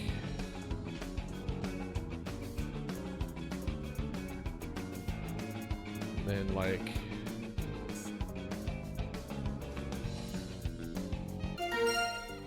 Llama, thank you. I was like, what is it?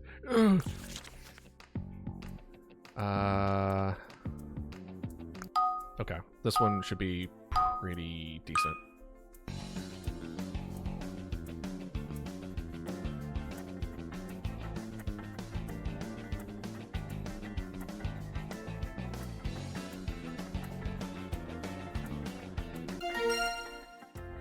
Oh, Scallion, you got it. All right, all right. Ooh, let's do this one. We just learned. we touched this one a little bit. Okay, okay, okay. Okay. This, and then there's There's like a little bit of these. There's some dinosaur bones, like on the surface of it, and like from the.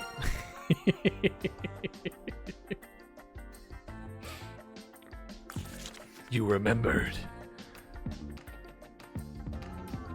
I think I could do this one.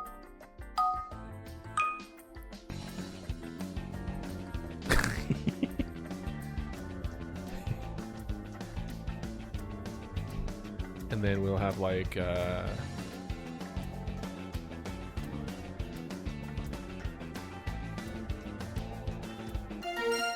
nuts, yeah.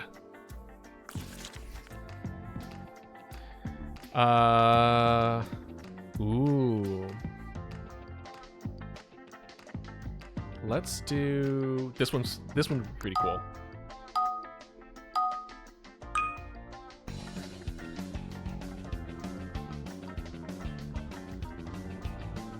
Okay, and then it's like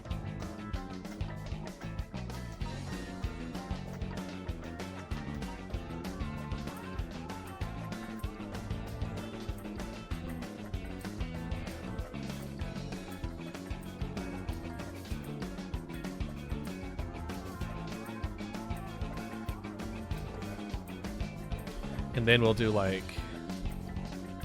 oops, I don't know how to do back. Oh, there it is. Why can't I? Oh, right.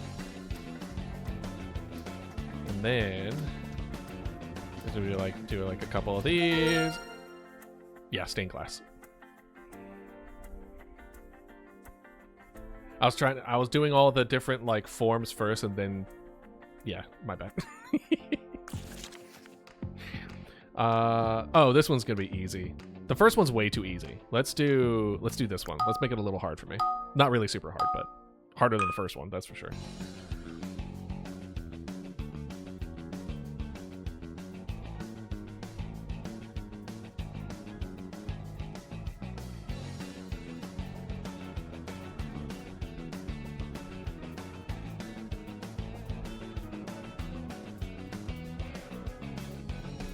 And then I'll do like a...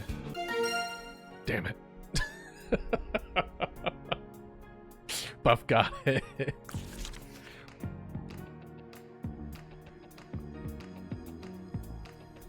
Let's do this one.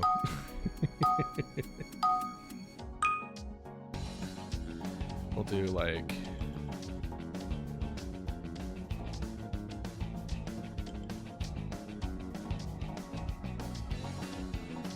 and it's like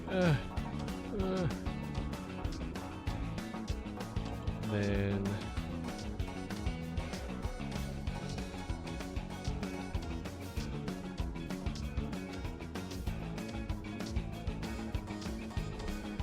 I'm stuck.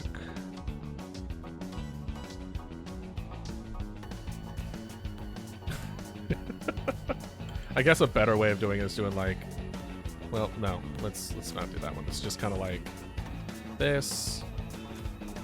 And it's like kind of like curved a little bit. Well, not even that. We'll just do like that. This is a joke. Kind of like that, and then there's like, or you know what? Let's do it this way. Let's do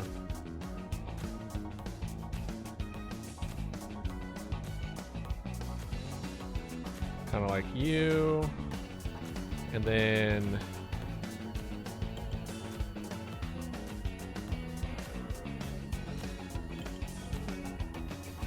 target. This plus this. It was beanbag. The first guy was a guy trapped in the beanbag chair, and then I drew a circle of a normal beanbag chair, and I was like, well, maybe I should just break it into parts. And then I did a bean and then a bag. Yeah. I mean, the first one was a joke. I'm sorry. I wanted to have some fun with it. Obviously, I threw y'all off a little too hard. All right. I don't really remember. Yeah, let's try this one.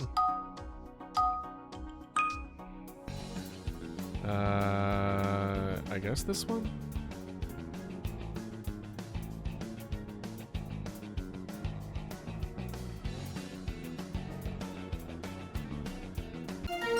Oh, good job. I didn't even get to draw the holes yet. Someone was made to play the flute when they were younger.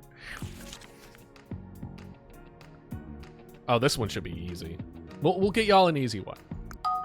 We'll give y'all an easy one for this one.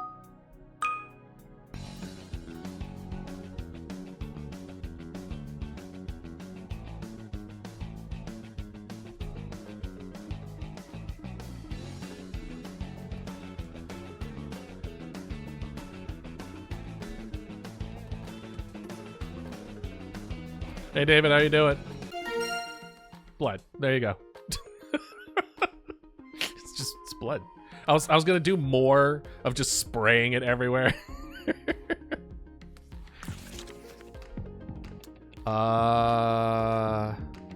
Ooh, yeah, let's do you. Let's see how well I can do this. Again, this is me with a mouse, so take it with a grain of salt.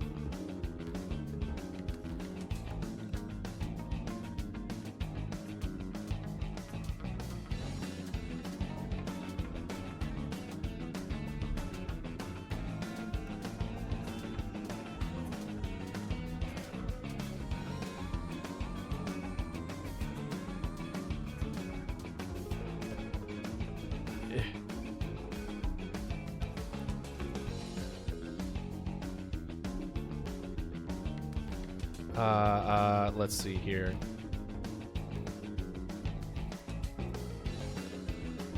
And it's let's do like this one where there's like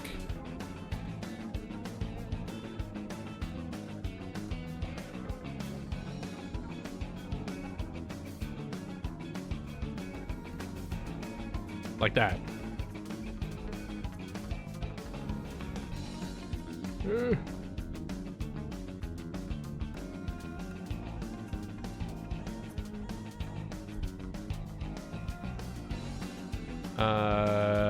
Honestly, I don't really know what else to do for y'all on this one. No. Can I make it so there's like... Oh, you guessed it. Oh, thank God. Do y'all not know even like the words or anything with it?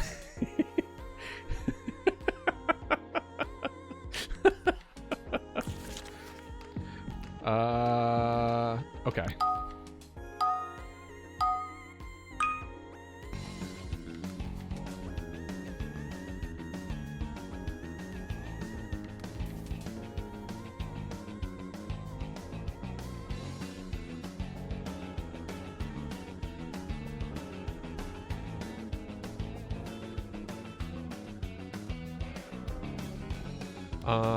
Let's do this one so that... Oh, oops. Not the right one.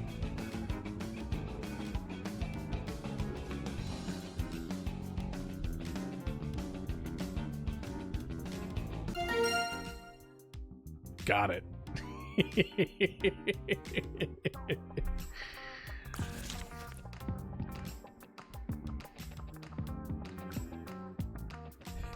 All right. Let's do this one.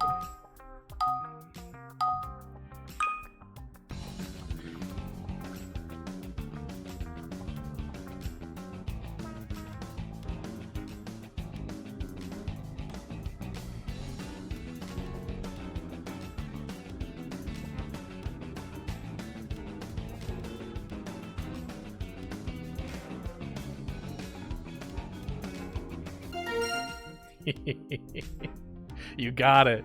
It's the blanket. I have it on right now.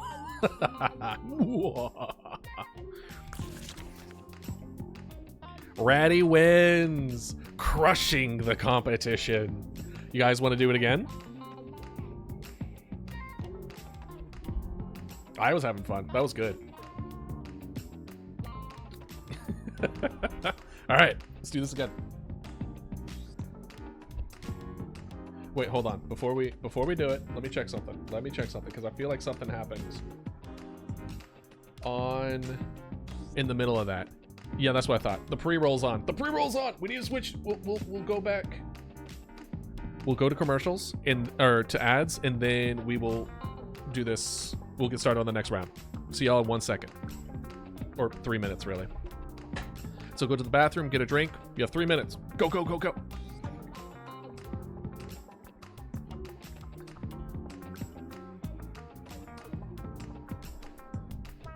Oh, your OCs. That's right. Let's look at it. Ooh. Hold on. Mama Dodo's in the way. I'm not used to it. Oh, Earth Mother. I like it. Sky Father. Uh-huh. Undersea Protector. I like these. They did a really good job.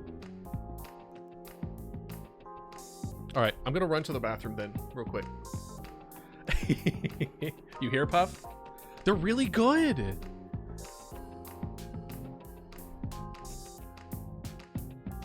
They're really, really good. You did a very good job with these. Undersea Protector, Sky Father, Earth Mother. I like it. Guess who's back again. Good. David, back. Tell her, Fred.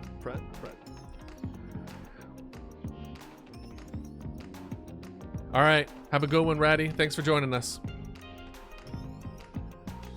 Ratty's like, I won. I don't need to be here anymore. I'm good. I'm done. He did. He came, he won, and he left.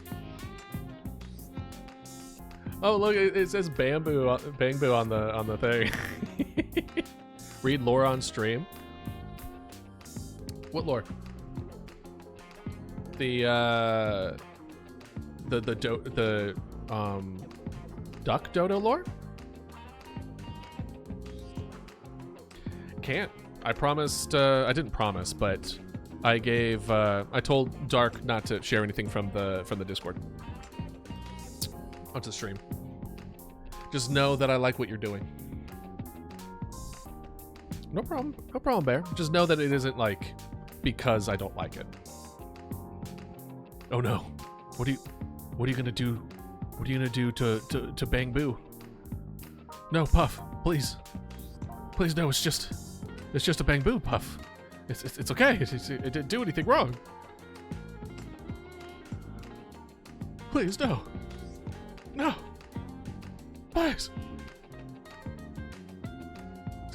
It's all connected. All right.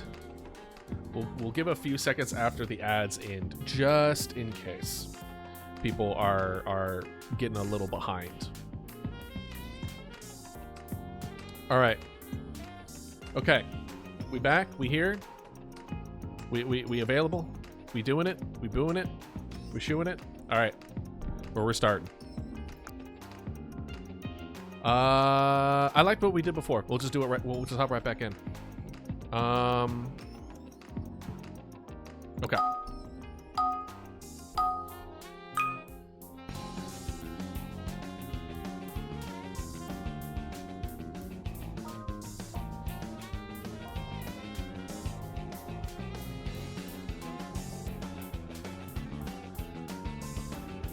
God, that's so bad.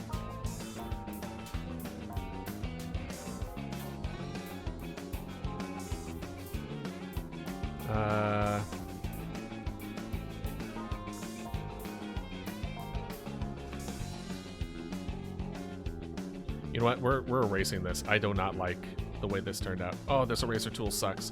Oh, this eraser tool's bad. Oh.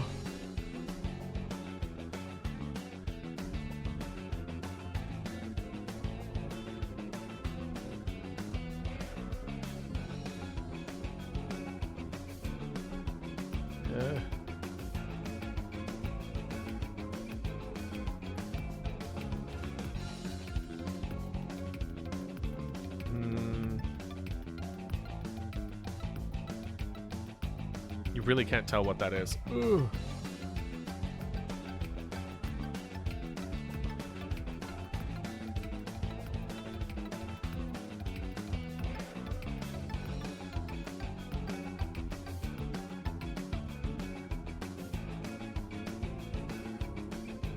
Man, sorry, I failed you on this one. It was sculptor. It was supposed to be marble that he was chiseling someone out of. I should have just chiseled a sculpture, like an actual statue. I'm sorry. I failed you. as soon as I was doing that. Oh wait, hold on. Where's the? Get that out of here. I was like hearing the mixture of the songs. It was bothering me. All right. We'll do an easy one because I was stupid.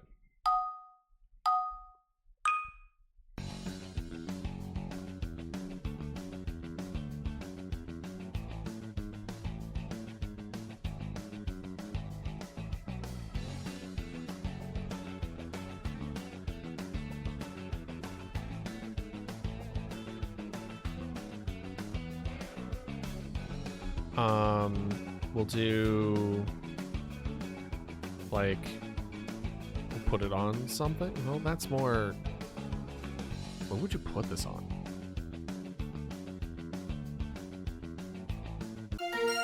Thank you. I was sitting here going like, I'll put it on a burger. No, that's lettuce. And like everything I could think of, I was thinking of lettuce instead of cabbage. And I'm like, I don't know.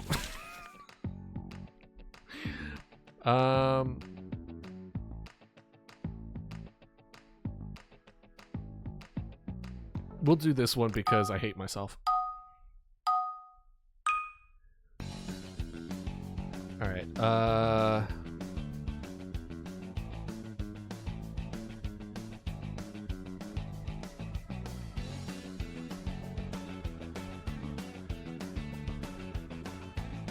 Oh boy, man, getting worse over time.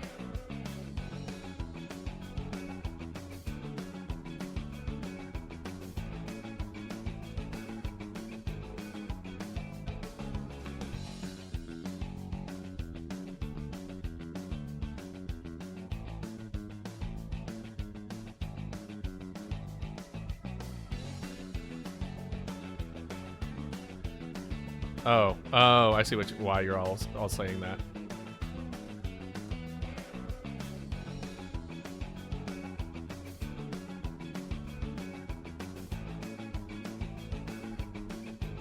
I did not give myself enough room on this. Whoop, nope.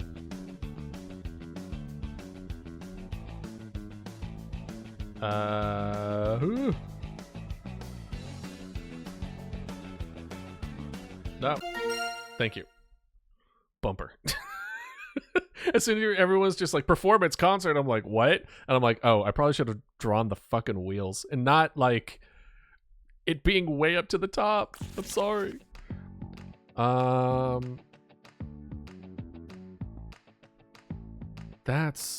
Yeah, let's do this one. Let's go bear.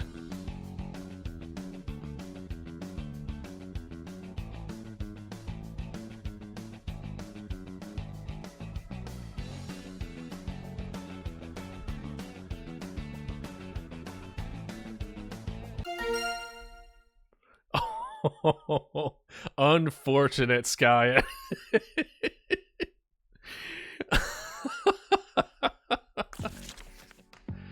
Due to a typo. Oh god, I don't even. Let's do maybe.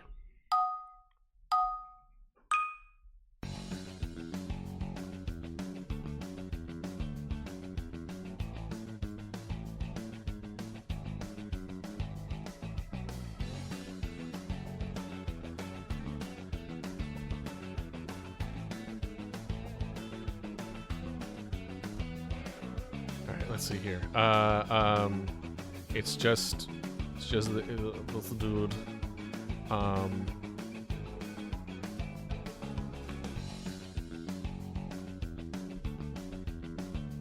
and then there's just a lot of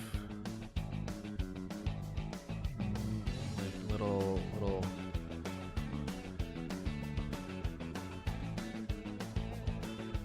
money everywhere, and oh, let's do, maybe I could write this. Ooh. Fat. You know what? No. Let's back up a little. Ooh. Vacuums. Ooh.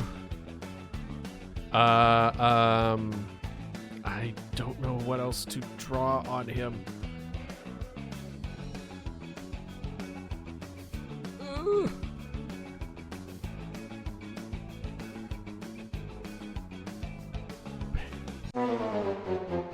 He's a salesman. I was like, okay, he wants money. He has a briefcase to sell you things. This one I already knew was going to be kind of tough. I was like, how do I show off salesman? All right. Oh, easy. If y'all don't get this, I don't know, man.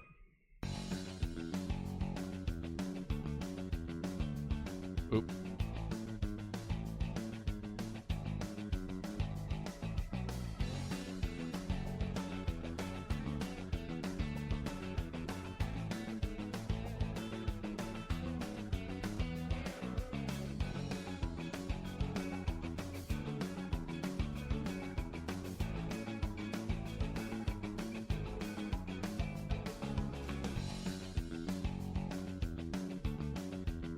The time is ticking.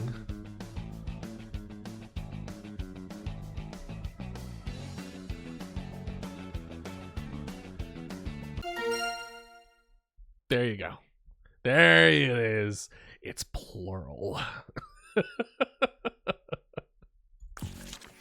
You were close. Yeah, let's do this one. Let's see how bad I can go with this.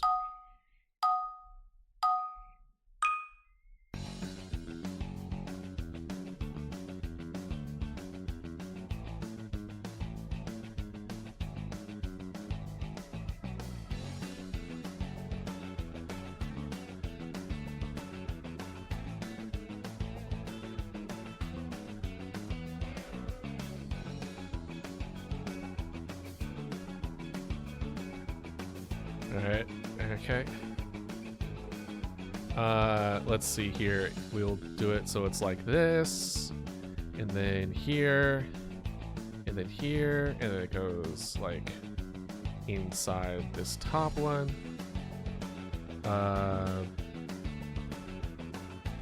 Let's see here. Ooh.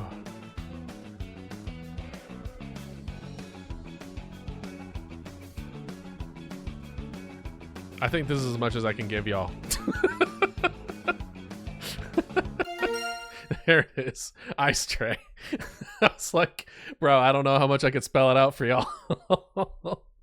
Water goes in the freezer. That's as much as I could give you.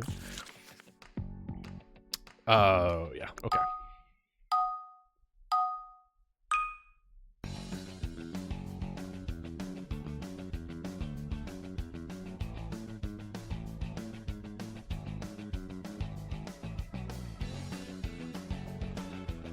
What? Yeah, thank you. As soon as I saw apple, I'm like, what? What kind of apples you eating? Oh gosh.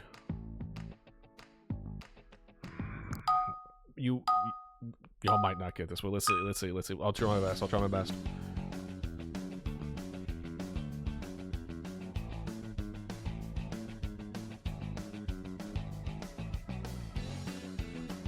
Oh, that sucked. Give me out of that. And then, like...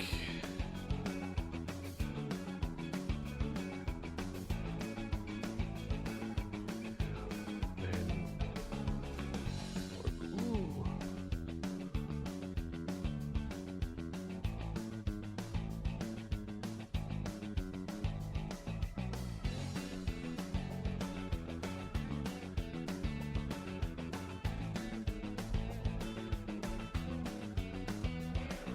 then let's see. We want this guy.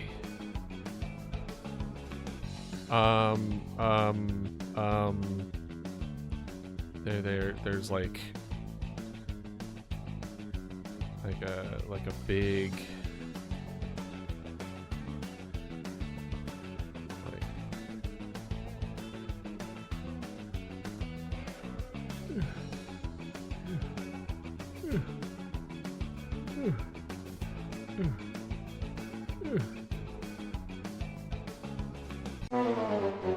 gladiator. This was like the arena. This is the gladiator with the sword and his armor, and then like the king being like, "No, kill him." That was my thought process on the matter. I tried, okay? I tried. Draw the arena first? How would I draw, like, then people would just be, well, I guess. I thought the king would have been enough. Let's do this.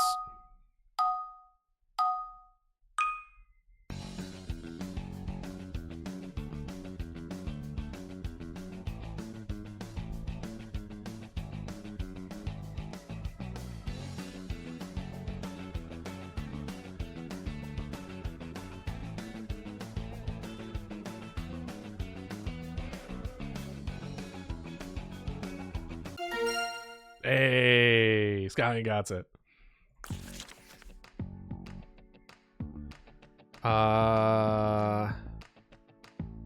Ooh, okay. We'll see if I remember how this one looks like.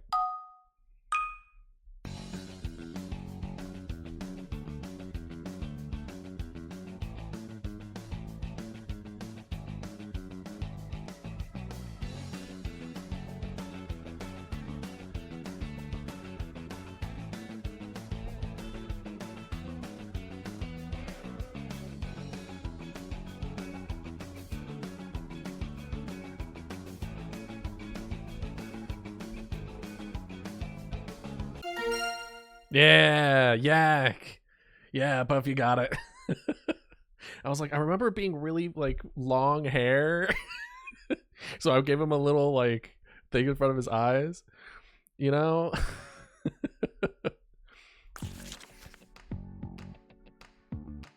Oh gosh.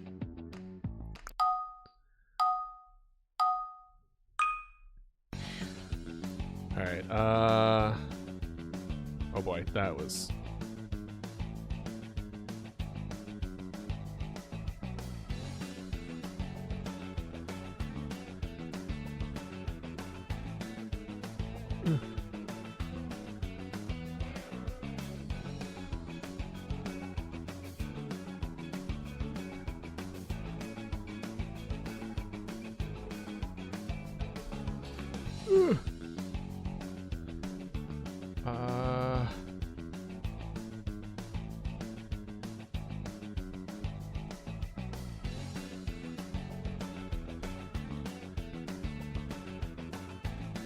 I'm messing up the feet. I've been drawing too many dinosaur feet. Thank you. God. I was like, there's the moon. Again, I'm drawing with the mouse. I'm sorry. Okay. How is it a bird? It didn't even have wings.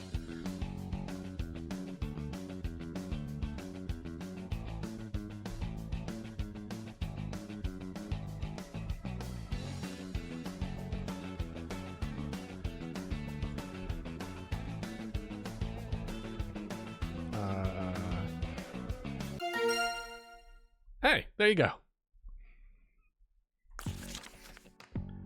Okay. Let's do this one.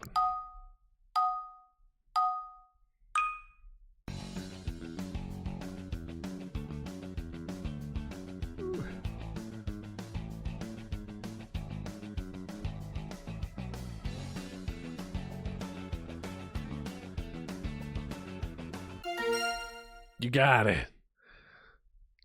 Good job. Yeah, Scallion. I was like, tennis. What?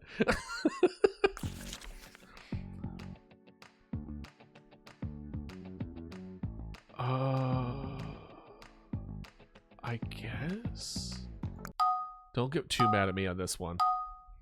Let's see here.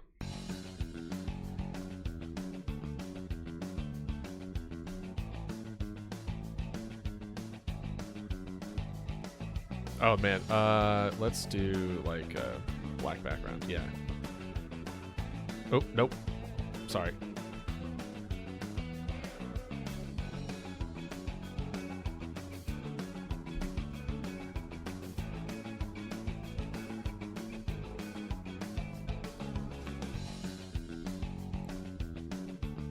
Nope.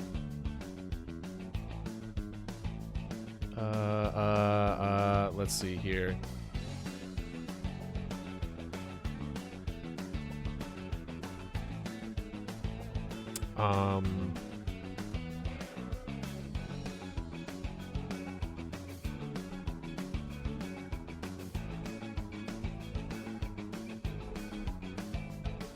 Oh, no.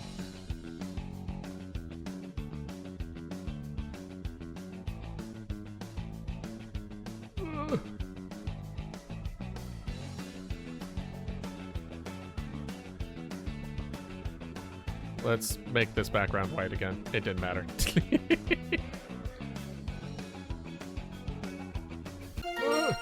Thank you. Oh, God.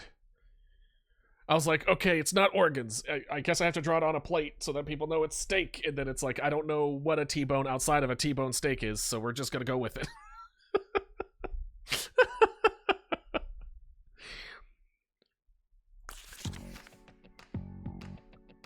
Hey, all right. Puff won this round and is currently winning overall.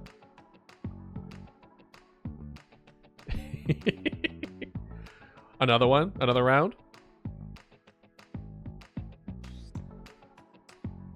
One more round? One more round? Perhaps?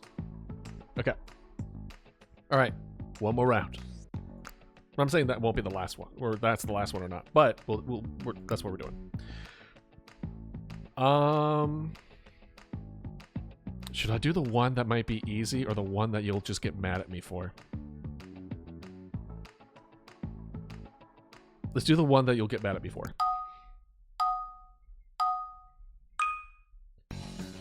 All right. We wanted this, and then it's like a. Like that little thing,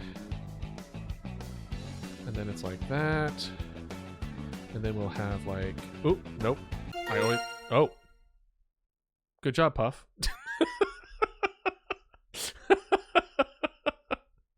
Good job. I was gonna try to draw a face next. You got that. Well, damn.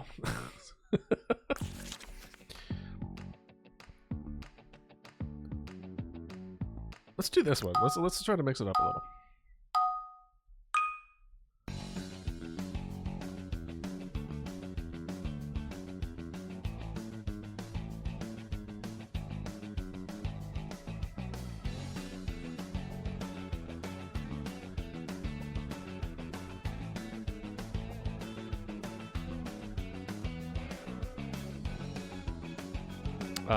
I guess I'm just gonna start drawing the details in because that was it. It's just batfish. I was like, well, let's try it out. Let's try it out. Yeah. If y'all don't get it immediately, I don't think y'all are gonna get it. I have no idea what a batfish is. I have zero clue.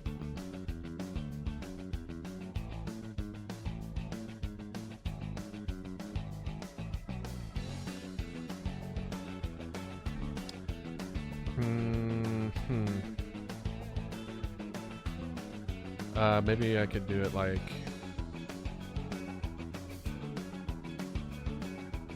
kind of like that. Maybe it's for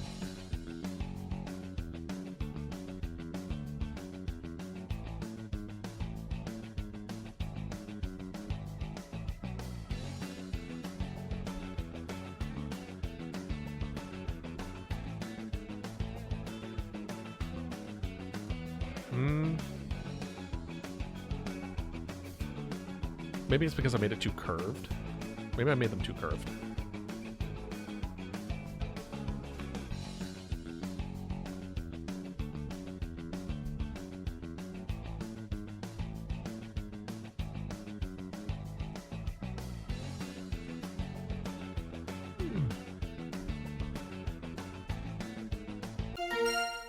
Tweezers, you got it. For like if you want to like get your like hair from your eyebrow and stuff like that. Yeah. I was like, if you all don't get the immediately, it's gonna be real hard to try to go into descriptions. That was not an eye. I would have drawn a pupil and dilate like all that other kind of shit if it was an eye. I certainly would have used gray. I would have used like white and red maybe. Oh god. This one's gonna be tough. Actually no, maybe not. Maybe not.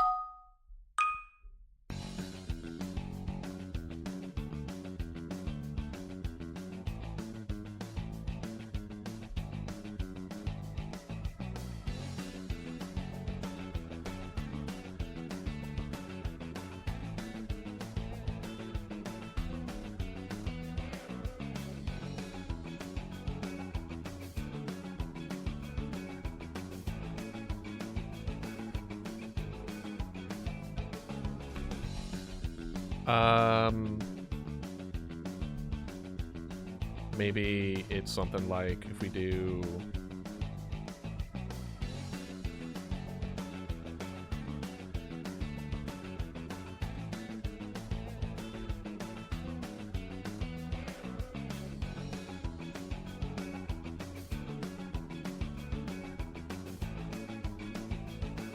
something like that. Maybe a better color would be this. Well, that turned it black, but whatever.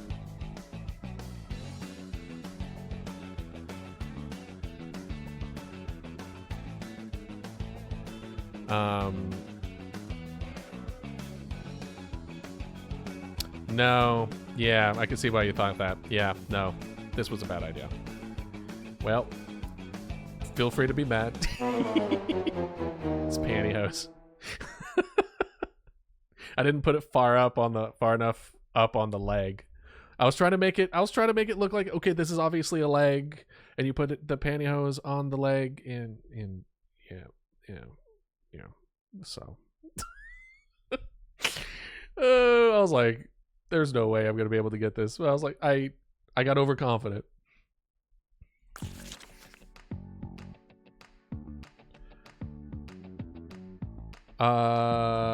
Pantyhose, I believe, is like a really thin kind of fabric that you can put on your leg.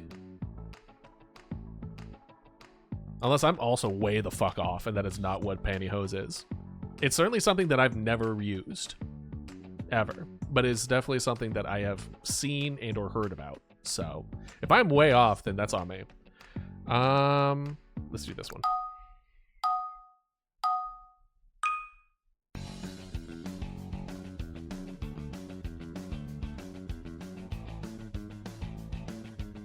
Oh, nope, that one kind of sucked.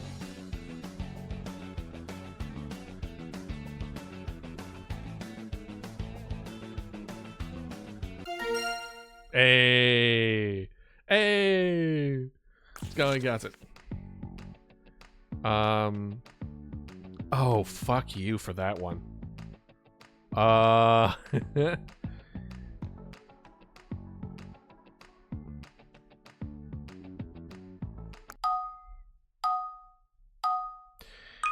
All right, bear with me here.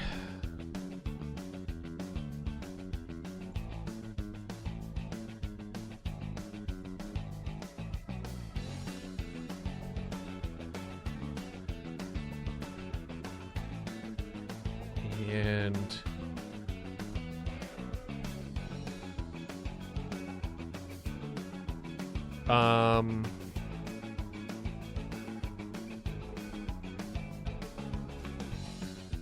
else? What else should we do? What should we do?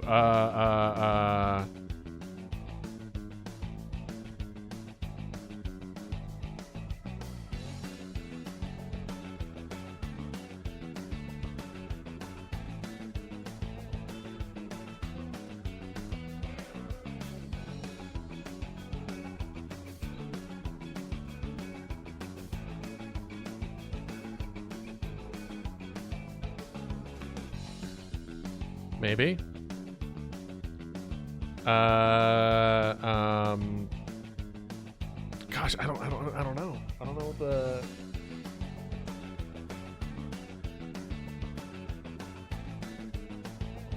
Maybe. Oh, let's do maybe this.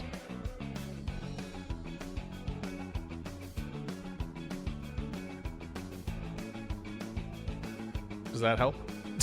Obviously not. It was accept. Damn, Bear, you almost got it. You almost got it. So I was trying to be like, oh, you accept. Do you accept the tip? You hit this one to hit accept. You're accepting a gift. And then the opposite of declining is what I tried to show.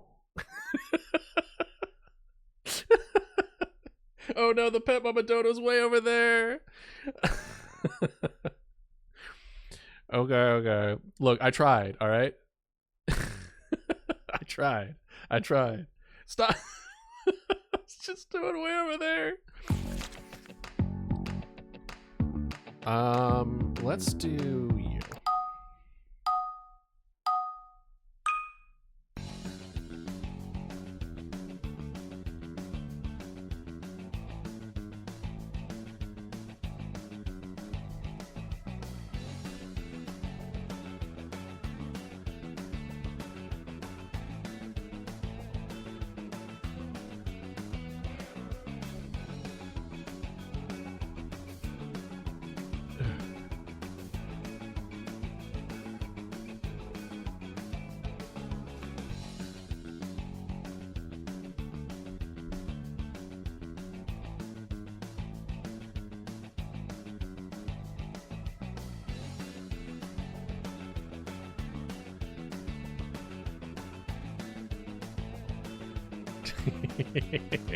Come on, I'm making this real easy for y'all. I know you can do it.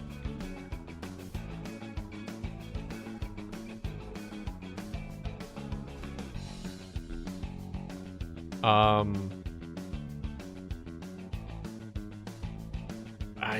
honestly don't know what else to put with it.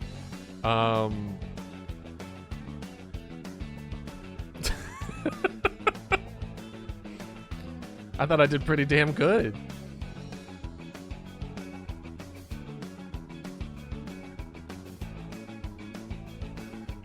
Unless I drew the wrong thing.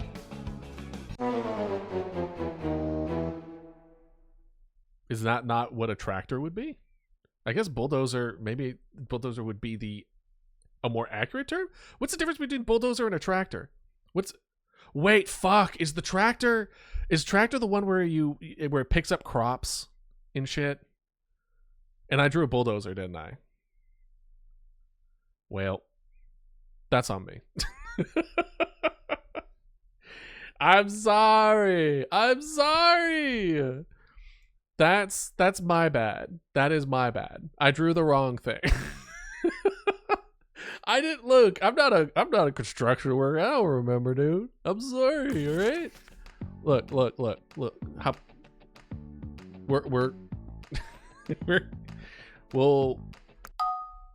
I'll try to make up for it. Okay. Nope. Nope. Immediately.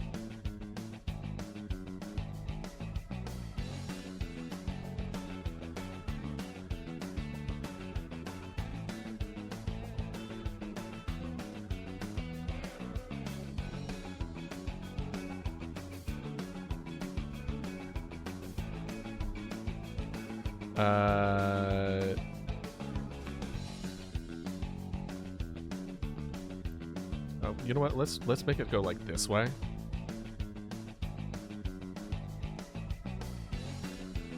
And then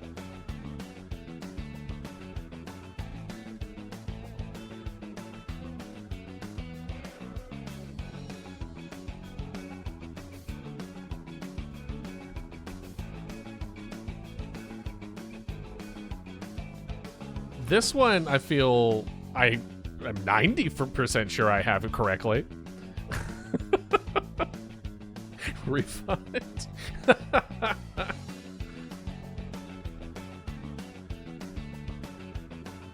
I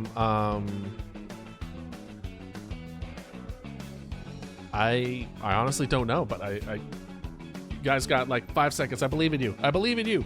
I believe in you. Ah! It's a pickup truck.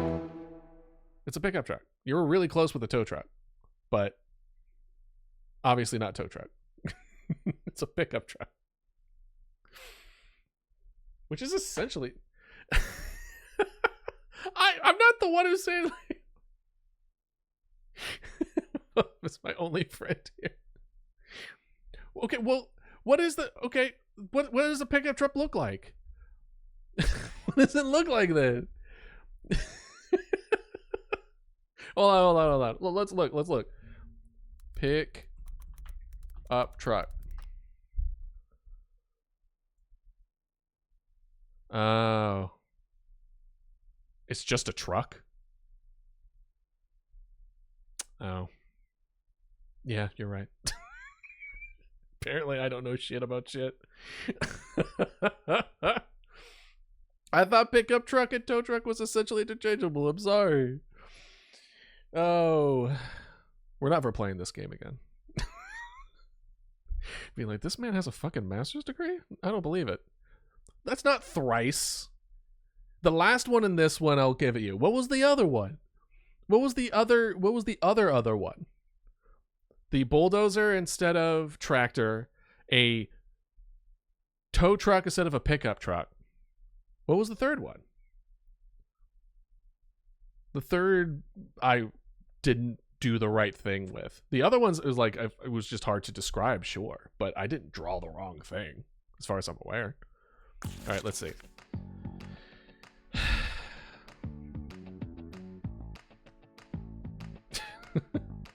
All right, you know what? Fine.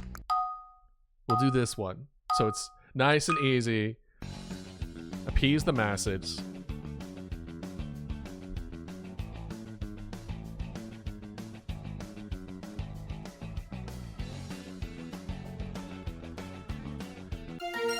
There, puddle. Okay, cool.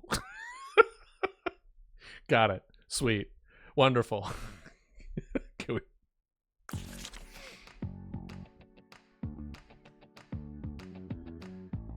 All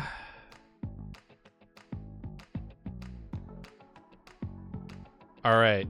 This is another one you might get mad at me.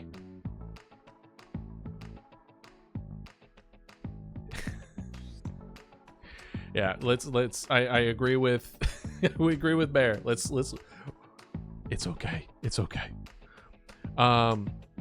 This is another one of those things that I think I know what it is. I could be wrong. So bear in mind.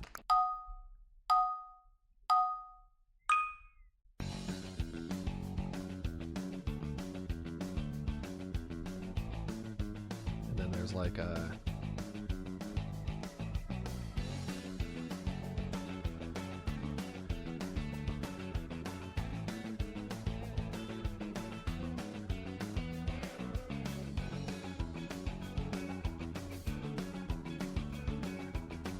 then there's like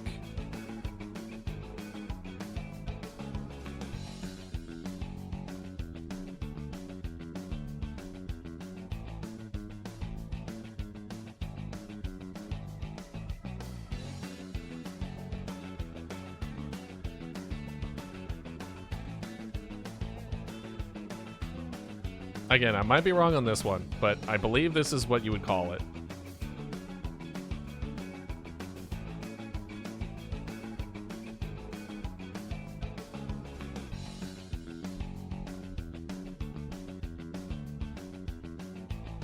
We'll just give more flowers. I think I've also seen like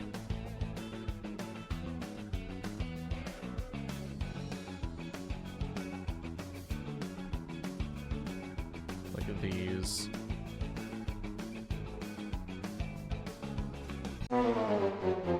mural?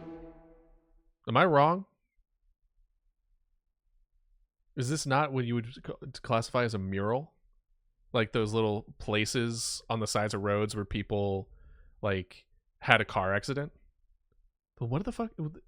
What is a mural then? Is this not a mural? It's like a place to honor the dead, but it's not like a grave. Am I wrong? Am I dumb? Mural. Oop, that's not how you spell mural, first of all. A piece of graphic artwork that is painted or applied directly to a wall. Oh. Okay. Yeah, I was thinking of the wrong thing. It's a painting. It's a painting. Okay. I said it from the beginning. I didn't really know what a mural was. So I was like, I think I know what it is, but I could be wrong. There's the thrice. Yeah. It's well, maybe it is memorial. Well, obviously it is a memorial, but yeah, I guess so. Okay. I never see any of you again. We already did the other one. Okay, we're just gonna...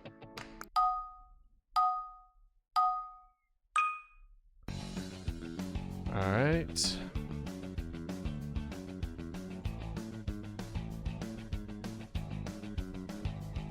There's no possibility of this being the wrong thing, so...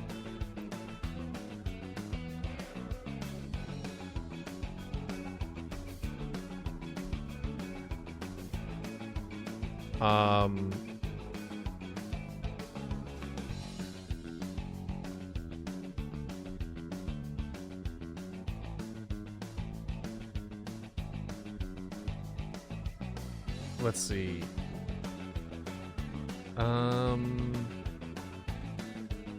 What else would be good? I don't know. What else would help to describe this? Maybe jeans on?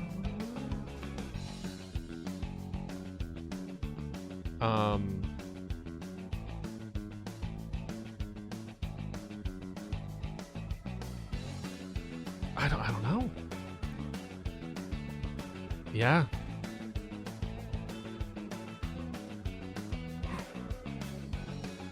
Y'all are getting close. Y'all are getting close. Y'all are getting close. Y'all are getting close. You're so close. No. Oh, you got it. You got 1 point. You got 1 point. Was it worth it? Was it worth it? The 1 point that you got? Was it worth it?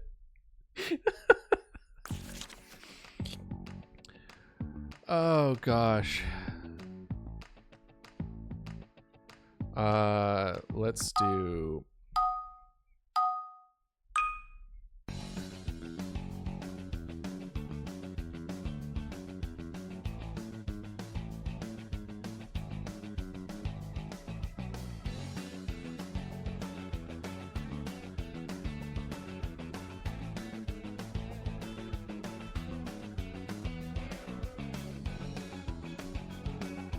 Oh, that's not...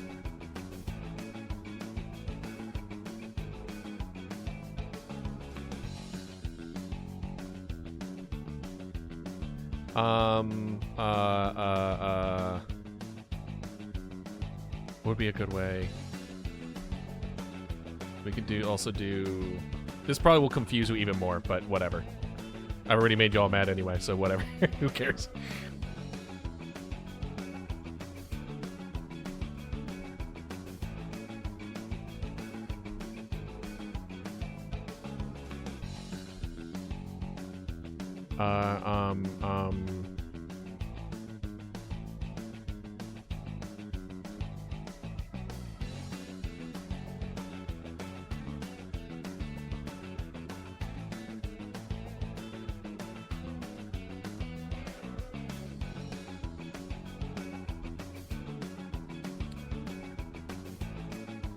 Well, I tried. But again, I try to just confuse y'all more. Miniature. Mini islandification. A little mini figurine. Miniature. Yeah.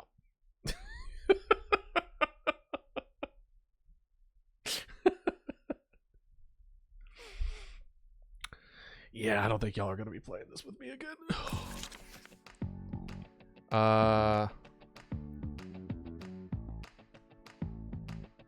Stick to dinosaurs ideals. That's true. I'm not trying to draw that kind of stuff.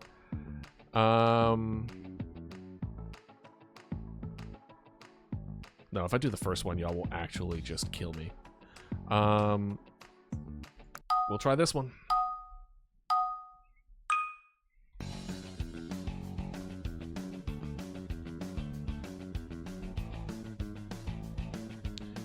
We'll do this.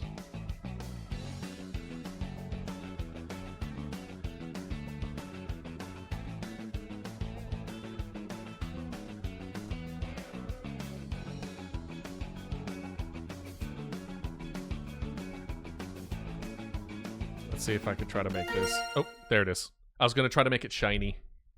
Lip gloss. Yep. Apparently I can draw makeup pretty decently. Can't draw cars worth shit. Or vehicles. Vehicles will get mixed in my head, but lip gloss, I at least know what the fuck that is. Oh, let's do... Ooh, the first one. You know what? Let's double down on y'all getting mad. Let's go.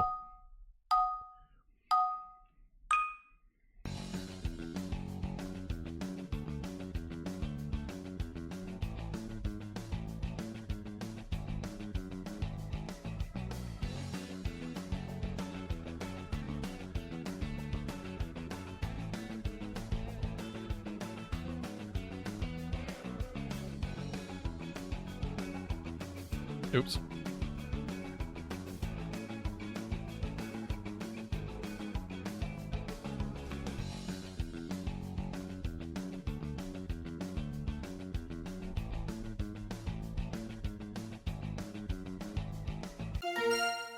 Strawberry juice. You got it. You got it, Scallion, just before Puff 2. All right, last one.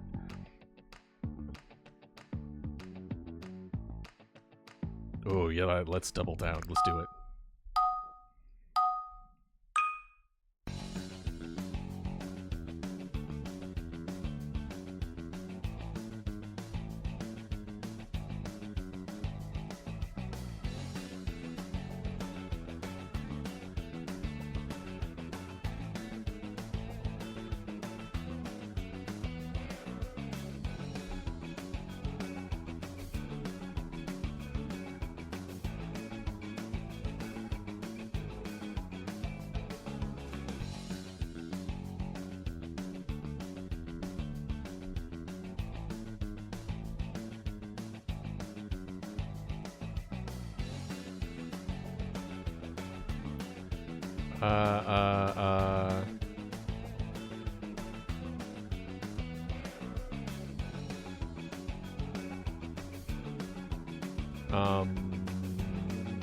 I don't...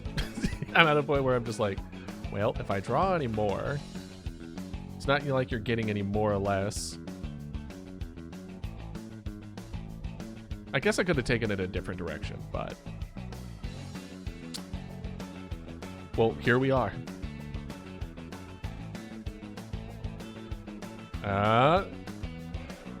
This is the last little bit, last round. Can you squeeze it through? Can you squeeze it through? What's it gonna be? Oh! And Puff gets it. And Puff gets it. Stiving. All right. With the final scores. Puff with 737. You said you got one right, didn't you, Bear? Scallion with a close second, Ratty with a very close third, and Bear with 174.